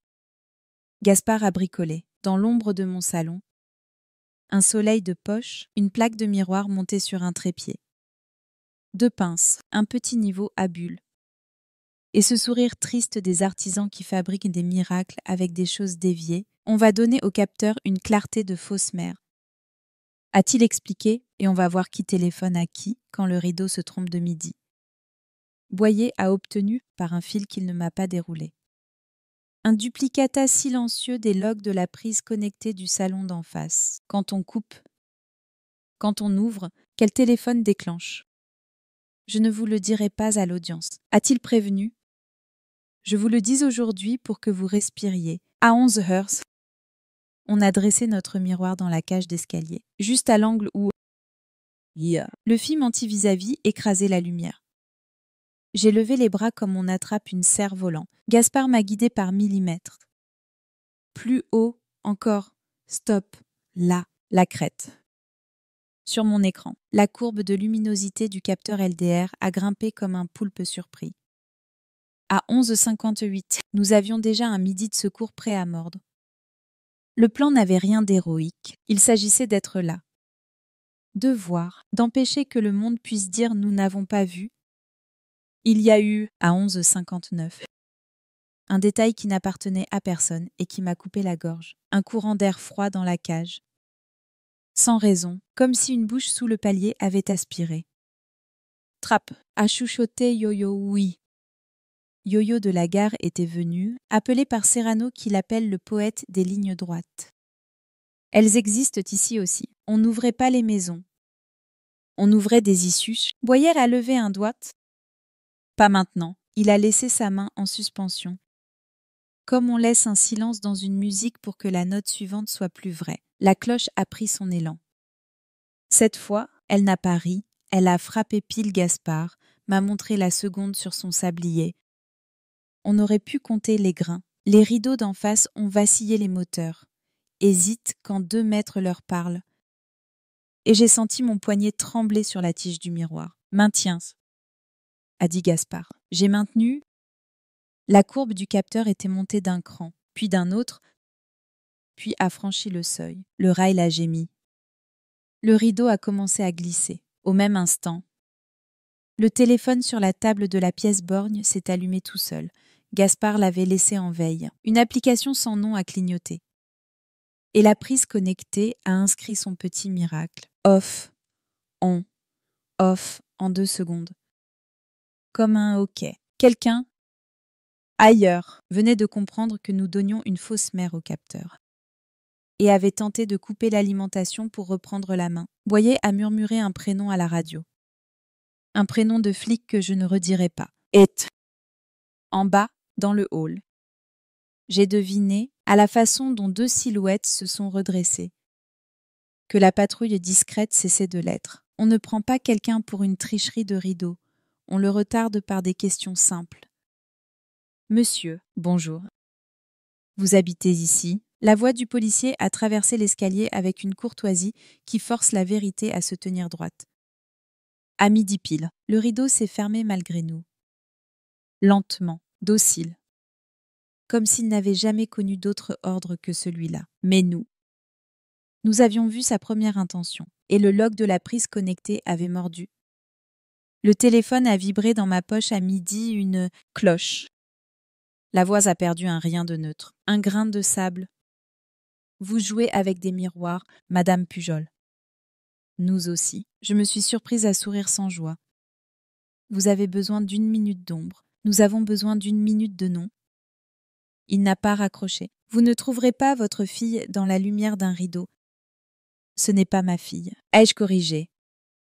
Et j'ai senti le mensonge sous ma langue. Elle était en train de devenir ma sœur. Alors laissez la ville respirer. A-t-il conclu ? Et il a coupé. Le mot respirer était leur drapeau. Je commençais à en connaître le vent. Dans l'après-midi, on a remonté le fil jusqu'au clocher. Frère Octave était là cette fois, un homme mince avec des mains qui ont appris à tirer sans faire mal. Et des yeux qui devinent qu'ils sont le maillon naïf d'une chaîne qui ne l'est pas. Boyer lui a montré le SMS « Merci ». Auge midi espile. Octave a baissé la tête comme on baisse les yeux devant un enfant pris la main dans un pot. Ils ont un nom, ces gens ? A demandé Gaspard avec une douceur qui désarme. Association. A répondu Octave. Cloche un volet. Ils proposent des collectes pour changer les stores des vieux. Ils m'ont dit « Évitez les surprises de soleil. C'est si vrai pour les peaux fragiles. » Il a rougi de sa bonne foi. Il m'envoie parfois des heures de test. Quand les nuages n'existent pas, ai-je achevé ? Pas pour l'humilier, pour m'empêcher de lui ressembler. Il a sorti un vieux téléphone à clapet, m'a montré la liste. Une dizaine de messages, ton neutre. Motzkurz, nun. Voile, retardeur d'un souffle. Et 2 initiales au bas, Sivi. Cloche un volette, où la personne que Boyer avait nommée dans son enveloppe, le locataire blond, On a quitté la sacristie avec une colère nue devant la chapelle. La mer dressait au soleil des éclats si droits que j'ai voulu hurler contre elle aussi. Tu te prêtes à leur capteur. Tu offres tes miroirs à leur rituel. Gaspard m'a tendu son sablier. Quand on a envie de casser la mer, on retourne le sable. J'ai ri, ce qui m'a sauvé d'une cruauté inutile. Le soir tombait. La lumière devenait utilisable, et nous avions une idée à tester.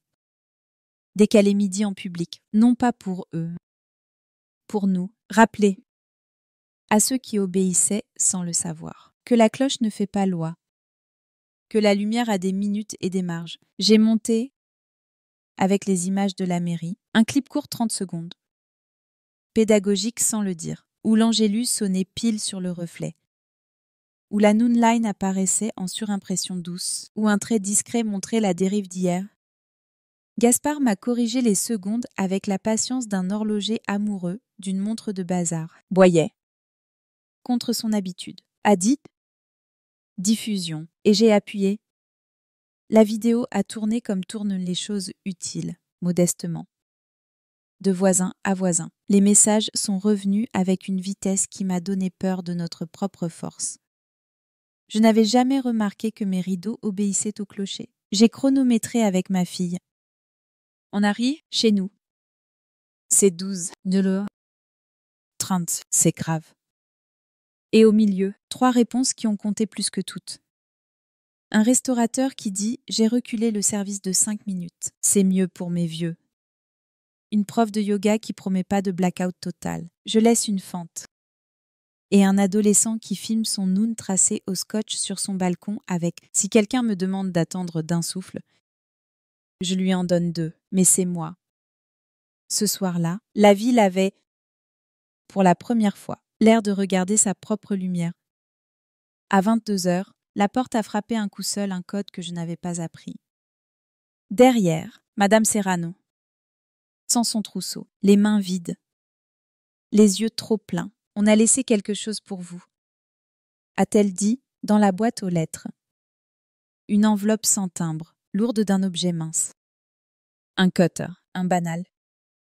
Orange, taché de peinture. Avec, sur la lame, une ligne très fine gravée au laser, la même que ma Noonline. Le message était au dos. Au feutre, la lumière coupe mieux que vous. La signature, Siv. J'ai senti mes genoux vouloir se plier. Gaspard a pris la lame. L'a tournée vers la lampe, a montré le fil de la gravure. Ce n'était pas une bravade, c'était une signature de lumière. Le trait apparaissait quand l'angle entre l'ampoule et la lame faisait midi miniature. Ils marquent leurs outils, à souffler boyer. On va les remonter par leur vanité. Je n'ai pas dormi. J'ai posé le cutter sur ma table comme un témoin. J'ai aligné la lame sur la Noonline que j'avais projetée la veille sur l'écran. J'ai attendu que l'ampoule fasse pile un midi à sa mesure. Quand la ligne a coïncidé, j'ai vu, je n'exagère pas, une poussière se mettre à briller dans la gravure. Un grain, un rien. Un monde, une poudre fine de plâtre blanc. Le salon d'en face n'a pas de plâtre récent. La cage d'escalier. Oui, le 4e. Surtout, où la vieille dame refait son plafond depuis 2 semaines, le film anti-vis-à-vis. La pivoine mortée, la soupe à midi. J'ai compris que leur minute n'était pas que pour la baie, elle servait dans la cage. Qu'on y avait coupé quelque chose à midi, pas une ficelle. Pas un ruban, pas un rideau. Une distance entre un corps et un palier, le matin a trouvé ma bouche prête avant mes mots. On monte, ai-je dit. Serrano a ouvert, la vieille dormait. Tranquille, bouche ouverte. Ventilateur au ralenti, sur le palier, contre le mur, une trace verticale plus claire. 3 doigts de large. Récente, on a déplacé un miroir rond, scotché au sol. Des miettes de plâtre et mêlées dedans. Un cheveu long, sombre, pris dans un morceau de scotch. Boyer à photographier, à sceller, à noter. Gaspard a placé le cutter à la verticale de la trace. La gravure a coïncidé. Midi s'inscrivait là comme un crime dans la poussière. ce n'est pas une preuve, a prévenu Boyer, c'est son travail de nous rappeler les murs. Mais sa voix avait changé. Elle était passée du bois à la corde.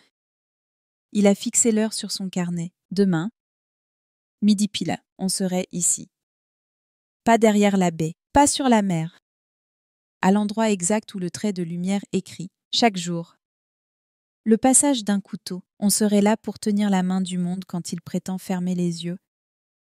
Et si Cloche téléphonait, je n'allais plus parler du soleil. Je lui demanderais où il range ses lames après usage, et qui les affûte, et qui fait les gestes propres quand le sang n'est pas là. Parce que j'avais compris, à force de compter les grains et les décibels, que ce système n'était pas né d'un génie. Il était né d'une lâcheté collective qu'on nommait respiration. Nous allions l'étrangler, pas les hommes. L'habitude, et pour la première fois depuis lundi, cette pensée ne me faisait plus peur. Elle me donnait un souffle. On a décidé de ne pas attendre que la lumière nous dicte sa grammaire. On a écrit la nôtre à même le mur, à hauteur de main. Avec du scotch de peintre et une pudeur de voleur qui agissent pour rendre. Serrano a lavé la marche au savon noir pour que rien ne glisse quand ce sera l'heure. Gaspard a réglé son miroir de poche dans la cage d'escalier au millimètre, son niveau à bulle comme un œil qui ne cligne pas. Boyer a posé ses collègues à chaque bouche qu'on appelle issue quand on veut donner bonne conscience à une fuite. Et moi, j'ai collé, sur la trace verticale plus claire, mon trait de graphite, la non-ligne récupérée du cutter. Exactement là où la poussière avait parlé la veille. Aujourd'hui, ce n'est pas lui qui coupe, a murmuré Gaspard. C'est la ville qui se tient. La matinée a tiré sur les nerfs comme une ficelle humide. Les voisins sortaient et rentraient, saluaient. Regardaient nos préparatifs avec cette indulgence inquiète qu'on réserve aux gens qui se mêlent de leur public. Un adolescent est passé en sifflant.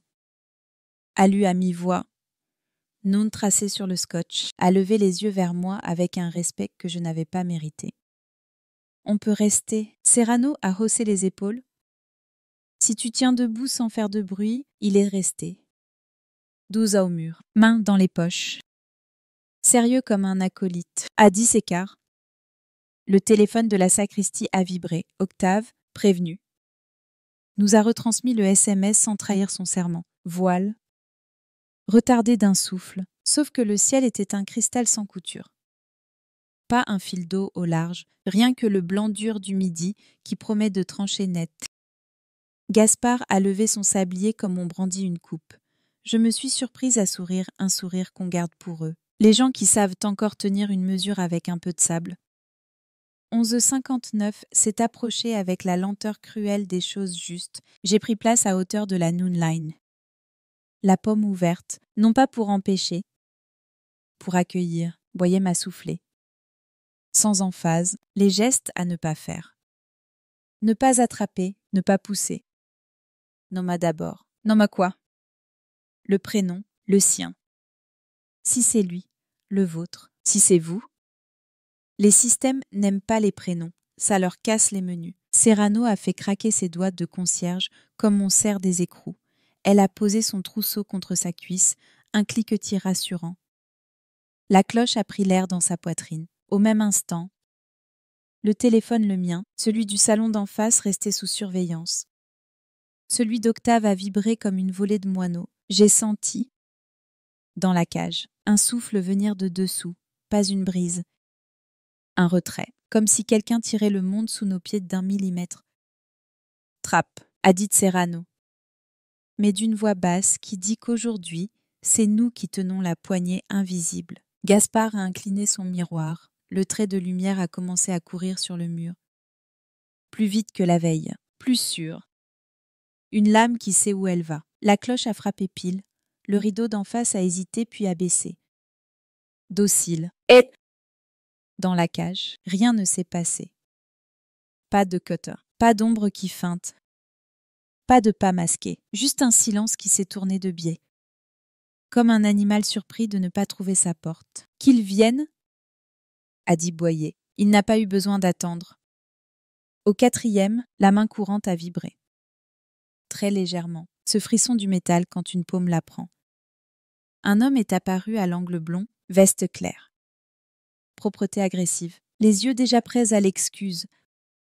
Il n'avait pas de cutter visible, rien que ce calme spécialisé des gens qui ont appris à faire des gestes d'aide qui déplacent les lignes. La vieille m'a demandé, a-t-il commencé, et Serrano l'a mordu avec une douceur de chat. La vieille dort, ses yeux l'ont coupé mieux que la lame qu'il n'avait pas le courage de montrer. Je n'ai pas dit locataire, je n'ai pas dit informatique. Je n'ai pas dit cloche and volet, j'ai dit votre prénom. Il a cligné, minuscule. La lumière, derrière lui, a trouvé la Noon Line et s'est posée dessus comme une plume chaude. Je m'appelle Vincent, a-t-il articulé, et les initiales ont trouvé un tiroir dans ma tête. Comme dans CV, je n'ai pas senti de triomphe. J'ai senti un froid propre. Vincent. Ai-je répété, vous avez des mains fines pour jouer avec des poignets. Il a souri un sourire de cours du soir, celui qu'on apprend quand on doit convaincre des gens fatigués de vous laisser leur minuterie. On évite les chutes, a-t-il dit. On ajuste les minutes, on protège les vieux du soleil. Vous ne comprenez pas, vous mettez des mots énormes sur des gestes utiles. Le cutter a glissé Boyer. Calme, et l'homme a levé les paumes. Théâtral, je n'ai pas d'outils. Gaspard a incliné le miroir. Le trait lumineux a glissé de sa manche à sa montre.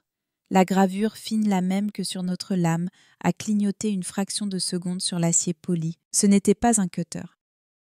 C'était une montre gravée d'un trait, un midi portatif. Une signature de lumière qu'il ne savait même pas cacher. Vous aimez les lignes. Ai-je soufflé, elles vous tiennent. Serrano a posé sa main sur la sienne, comme sur un enfant qui va tomber. Pas aujourd'hui.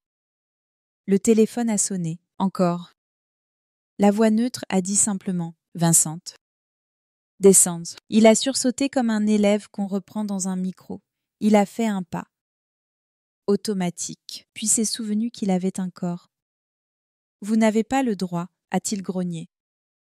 Pas vers nous, vers l'oreillette que j'ai cru voir filer sous son col. Boyer a tendu l'index non pas accusateur, mathématique. Le droit, ce sera après. Pour l'instant, ce sont les secondes. Il a fait signe. 2 silhouettes ont rempli l'escalier.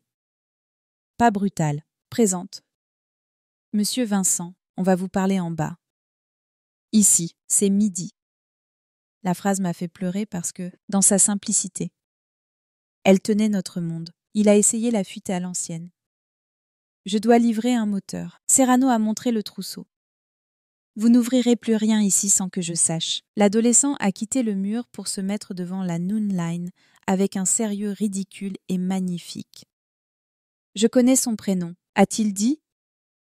Alors ce n'est plus un monsieur. Vincent a rougi de colère.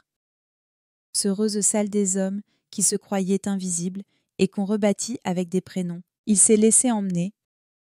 L'escalier a respiré. On n'avait pas Elina. On avait l'homme qui tenait la corde côté volet, celui qui envoyait des SMS aux cloches, celui qui gravait des traits sur des montres pour se souvenir où placer ses gestes, dans sa poche.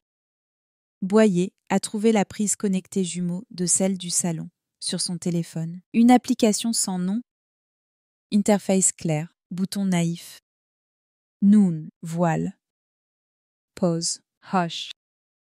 Oui, hush, le même mot que dans la gare. J'ai senti une joie mauvaise me traverser. Les systèmes se ressemblent. Leurs lâchetés ont les mêmes syntaxes. Qui est cloche? A demandé Boyer. Le regard de Vincent a roulé vers le haut. C'est tic des gens qui demandent des mots à leur Dieu. Une voix, a-t-il dit. Elle s'appelle comme ça. Elle. Parfois, il a souri. Ça change. Nous avons compris. Au même moment que ce n'était pas une personne. C'était un poste, un relais. Une régie du midi, on l'a laissé descendre. Encadré, non par faiblesse, par stratégie. Nous, on est resté à la Noon Line parce qu'elle racontait mieux que lui. Gaspard a reculé son miroir. La lame de lumière a quitté le mur comme une bête rassasiée. Serrano a soufflé. L'adolescent a repris l'air qu'il avait retenu pendant 1 minute. Et la cage a retrouvé son odeur de savon. On va jusqu'au bout. Ai-je dit, pas pour lui. Pour ce qu'il sert, l'après-midi a été une rotation d'ombre sur du papier. Perquisition qui ne trouve pas encore les mots. Relevé d'appels qui dessinent un réseau sans centre. Menus de Quintins barrés au stylo. Tickets de pressing à 12. Zorzol consigné. On a appris des choses petites qui tuaient. Que Vincent, à midi, passait toujours aider une voisine à ouvrir un bocal.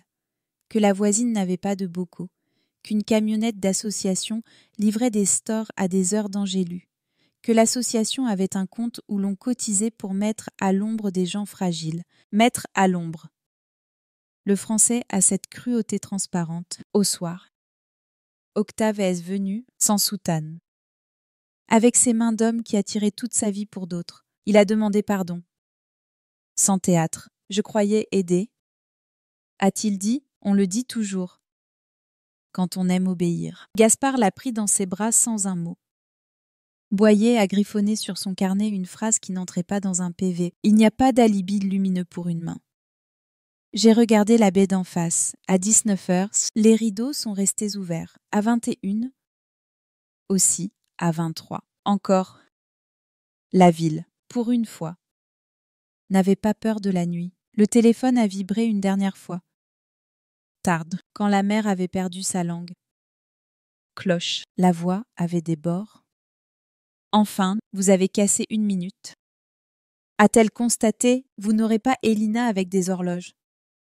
J'ai pensé au cutter, à la poussière de plâtre, aux cheveux collés, au miroir rond déplacé. J'ai pensé à la marche lavée par Serrano. J'ai pensé à l'adolescent sérieux comme une veilleuse. Non, aïe, je dis, on aura Elina avec des voisins. La ligne a expiré. Et j'ai su que le lendemain, midi serait un champ de bataille pauvre et net. Pas de trappe, pas de refrain de d'un souffle, pas d'ombre polie. Les rideaux tirés à midi pile avaient perdu leur innocence. Ils n'auraient plus jamais l'air de gestes neutres. C'était une victoire sale et fragile. Ça suffisait pour passer la nuit? Debout, à guetter dans la cage le bruit du monde qui change de côté. Le matin a eu l'odeur des draps qui sèchent trop vite, le seul chargé par un vent plus vif qu'à l'habitude. Et sous cette propreté agressive de beau temps, une inquiétude à bord tranchant. Serrano avait accroché, à la main courante, une affiche faite avec son imprimante qui bave un peu. Midi 0. On garde les yeux ouverts, on se tient. Ce n'était pas un arrêté municipal, c'était une consigne de maison. L'adolescent de la veille, chemise noire repassée, portait un badge en papier où il avait écrit son prénom en capitale, Samir. On nomme, comme vous avez dit, m'a-t-il lancé avec une gravité contagieuse. Gaspard a posé son sabot d'horloge au bas de l'escalier, un vieux pied en bois. Poli, à force d'usage, pour coincer la trappe, si elle voulait respirer par-dessous. Un geste dérisoire qui avait l'élégance des remparts. Boyer, plus pâle que d'ordinaire, avait cette netteté des jours où il décide que les mots lents suffisent. Pas d'héroïsme, du maintien. Vincent dormait au poste, c'est-à-dire qu'il faisait semblant pendant qu'un collègue comptait ses respirations. Octave avait posé ses 2 mains sur la corde comme on tient un front, jurant de ne plus lire que les heures de ciel, pas les SMS d'association. Restait l'ombre et la voix. Cloche. Elle ne dormirait pas. Elle était un poste tournant. Une gorge interchangeable branchée sur des boutons anonymes. Elle a des relais.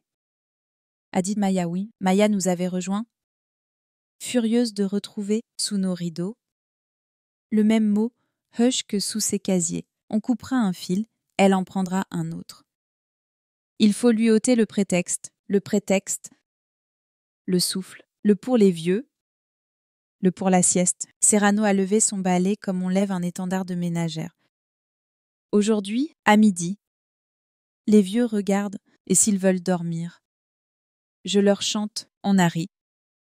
Et ce rire-là nous a rendu une surface sous les pieds. À 11h, j'ai commencé à prononcer les prénoms à haute voix, pas comme une litanie, comme une présentation au monde. Elina, on te voit. Jeanne, on t'aide à poser la casserole. Hamed, tu peux t'asseoir ici si la lumière pique. Mado, Tu gardes ton rideau ouvert un doigt si tu veux. C'est toi qui décides. Ça avait l'air bête, et c'était une politique. Nous réintroduisions du choix là où on avait maquillé une injonction en habitude. Dans l'appartement d'en face, les rideaux remuaient déjà, nerveux, comme des animaux dressés qu'on a privés de leur sucre. Sur la baie, le trait de Noun que j'avais photographié la veille semblait pâlir sous la chaleur. Gaspard, l'œil au sablier, égrené des mètres de seconde avec la précision d'un jardinier qui arrose au crépuscule. 11h58. Samir a ouvert grand ses paupières et a dit « Pour lui autant que pour nous. Je tiens ». Un souffle est remonté de la trappe, pas une aspiration cette fois. Un rejet. Un air chaud qui sentait la poussière d'isolant et au même moment. La lumière a strié le mur d'un trait plus vif qu'hier. Gaspard a ajusté son miroir de poche. La lame lumineuse a fléchi. Nous laissant la seconde pour penser, le téléphone a vibré sur la marche, pas le mien. Pas celui d'Octave, un autre. Planqué dans la plinthe, on avait glissé un relais ici. Un petit boîtier muet qui attendait la commande pause pour retarder d'un souffle, Boyer l'a vu avant moi. Il a posé dessus 2 doigts et a dit non avec une autorité qui ne demandait pas de badge. Le silence a obéi. La cloche a frappé pile. Les rideaux d'en face ont baissé avec une discipline qu'on aurait pu admirer si elle n'avait pas servi à nous voler des corps. Dans notre cage, la non-ligne s'est allumée comme une cicatrice blanche. Et quelque chose a bougé au 3e pas un cutter. Pas une main, un fauteuil de vieux, poussé d'un cran vers le palier, sur ses petits patins collants. Serrano l'a rattrapé à temps. Équipé de son balai, comme d'une barre de danse. On ne glisse pas sur un midi. A-t-elle soufflé à la chaise, et j'ai eu le ridicule d'être ému par sa phrase. Puis il y a eu ce son-là, particulier. Ambigu passe de la mèze, pas de porte. Un pas paniqué dans l'appartement d'en face, un meuble qu'on heurte, une respiration qui se calibre à la hâte. Boyer a dit maintenant, avec la douceur d'un métronome qui n'appuie pas, et Maïa, déjà dans l'escalier d'en face. A sonné, pas 3 coups courts, 2 longs. Un court, le code que Serrano utilise pour demander de l'aide sans faire peur. Personne n'a répondu. Boyer a glissé sa clé judiciaire.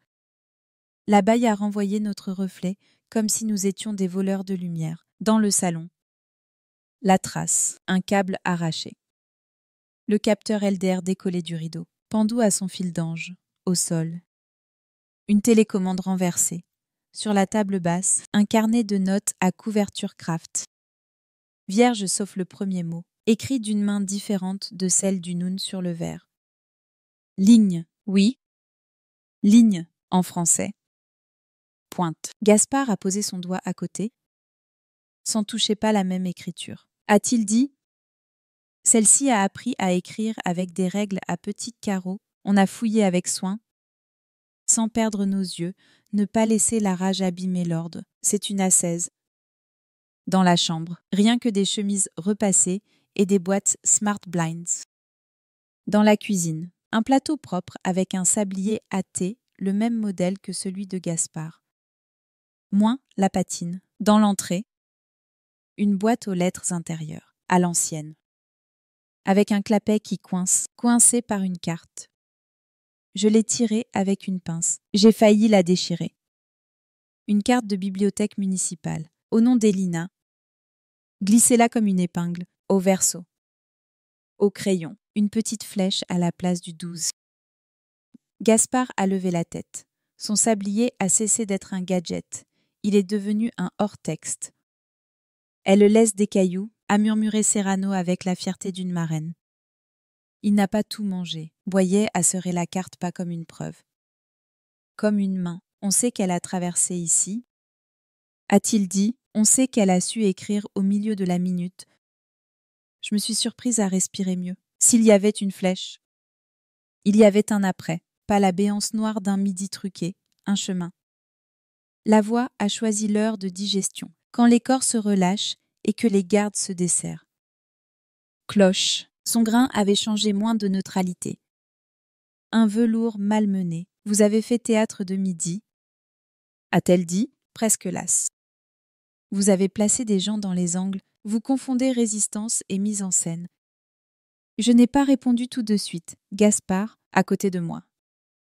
Tournez la carte d'Elina entre ses doigts, comme on consulte une boussole. On fait de la mise en nom. Ai-je dit, enfin, vous avez fait de la mise en ombre. Elle a ri un rire sans humour. Fatigué par son propre écho, vous n'avez pas compris l'essentiel. Midi n'est pas un crime, c'est un système. Si vous cassez un bouton, un autre apparaîtra. Alors on enlèvera la console, à glisser Boyer avec un calme de pierre. Donnez-nous l'adresse. Un soupir a parcouru la ligne comme une main sur un rideau. Vous viendriez, nous viendrons. La console n'était ni à l'hôtel de ville ni au clocher. Elle était 2 rues derrière la lavanderie, au-dessus d'un coworking qui vend du temps flexible en ultra rapide. Une porte blanche, digico de propre, l'odeur de café brûlé et de plastique neuf, des banquettes grises ou des gens.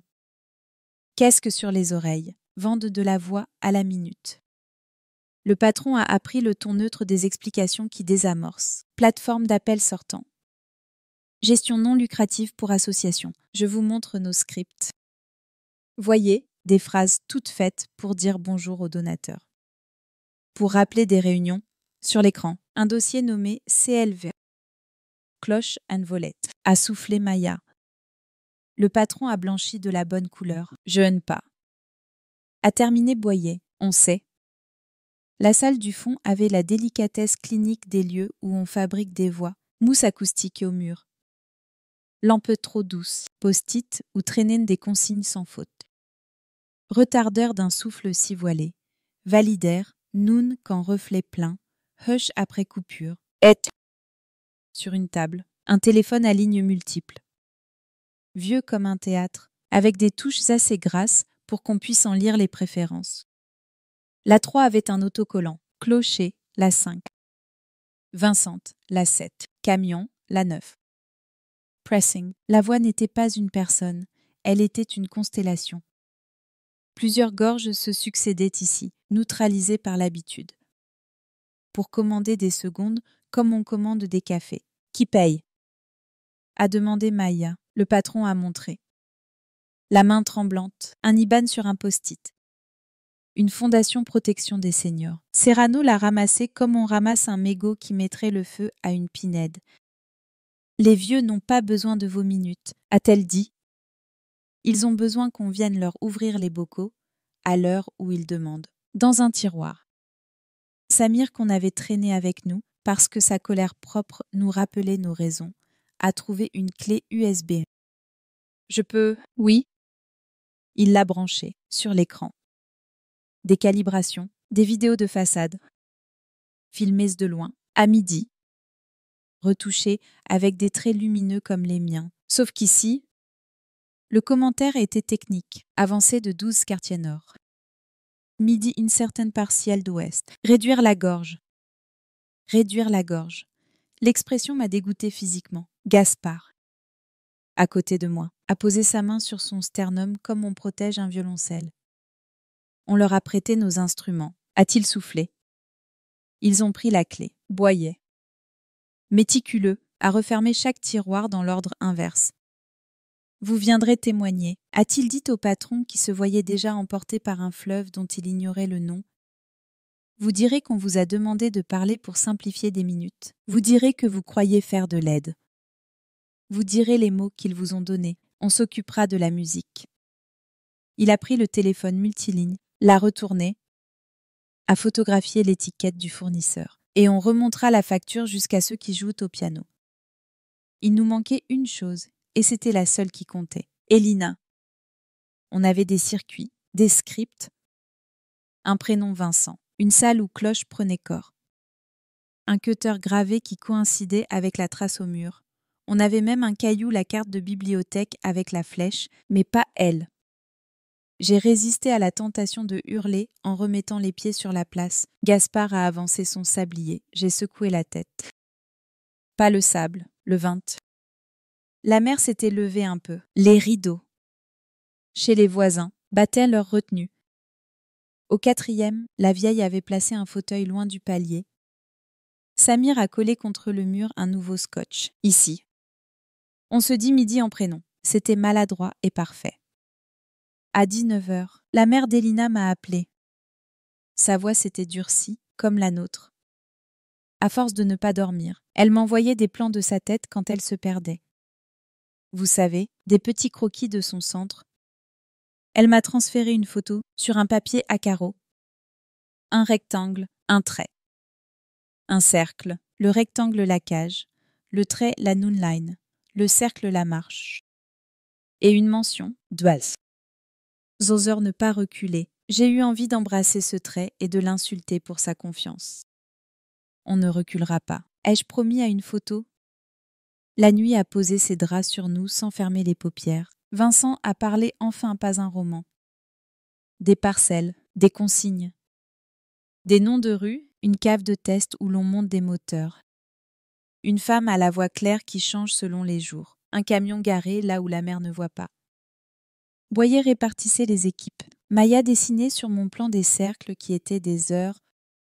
Gaspard, fou, réglait son miroir pour un soleil qui n'existait pas encore. Serrano a apporté du café brûlé et des biscuits secs. Samir a rembobiné sur son téléphone notre clip pédagogique et l'a envoyé à ses copains avec une phrase trop grande pour lui. Demain. On garde midi. Quand j'ai fermé les yeux, enfin, ce n'était pas pour m'échapper. C'était pour tenir la noonline derrière mes paupières. Le cutter sur ma table brillait faiblement. La carte d'Elina pesait comme une pièce d'or. La salle aux voix avait cessé de parler. La cloche, au loin, rêvait peut-être de cordes propres. J'ai pensé à ce que Boyer avait écrit sur son carnet. Il n'y a pas d'alibi lumineux pour une main. J'ai ajouté, pour moi, à voix basse, il n'y a pas d'ombre assez solide pour couvrir un prénom.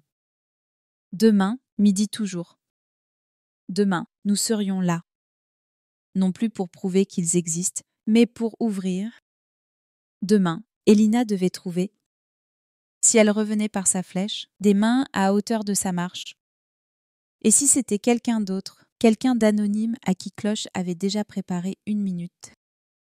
Il trouverait pareil, des yeux, des prénoms, une chaise tenue, un miroir qui refuse de frapper. Demain, les rideaux tirés à midi pile seraient une anecdote. Nous serions le mécanisme. Et le mécanisme, avec un peu de sable et beaucoup d'entêtement. On le recale.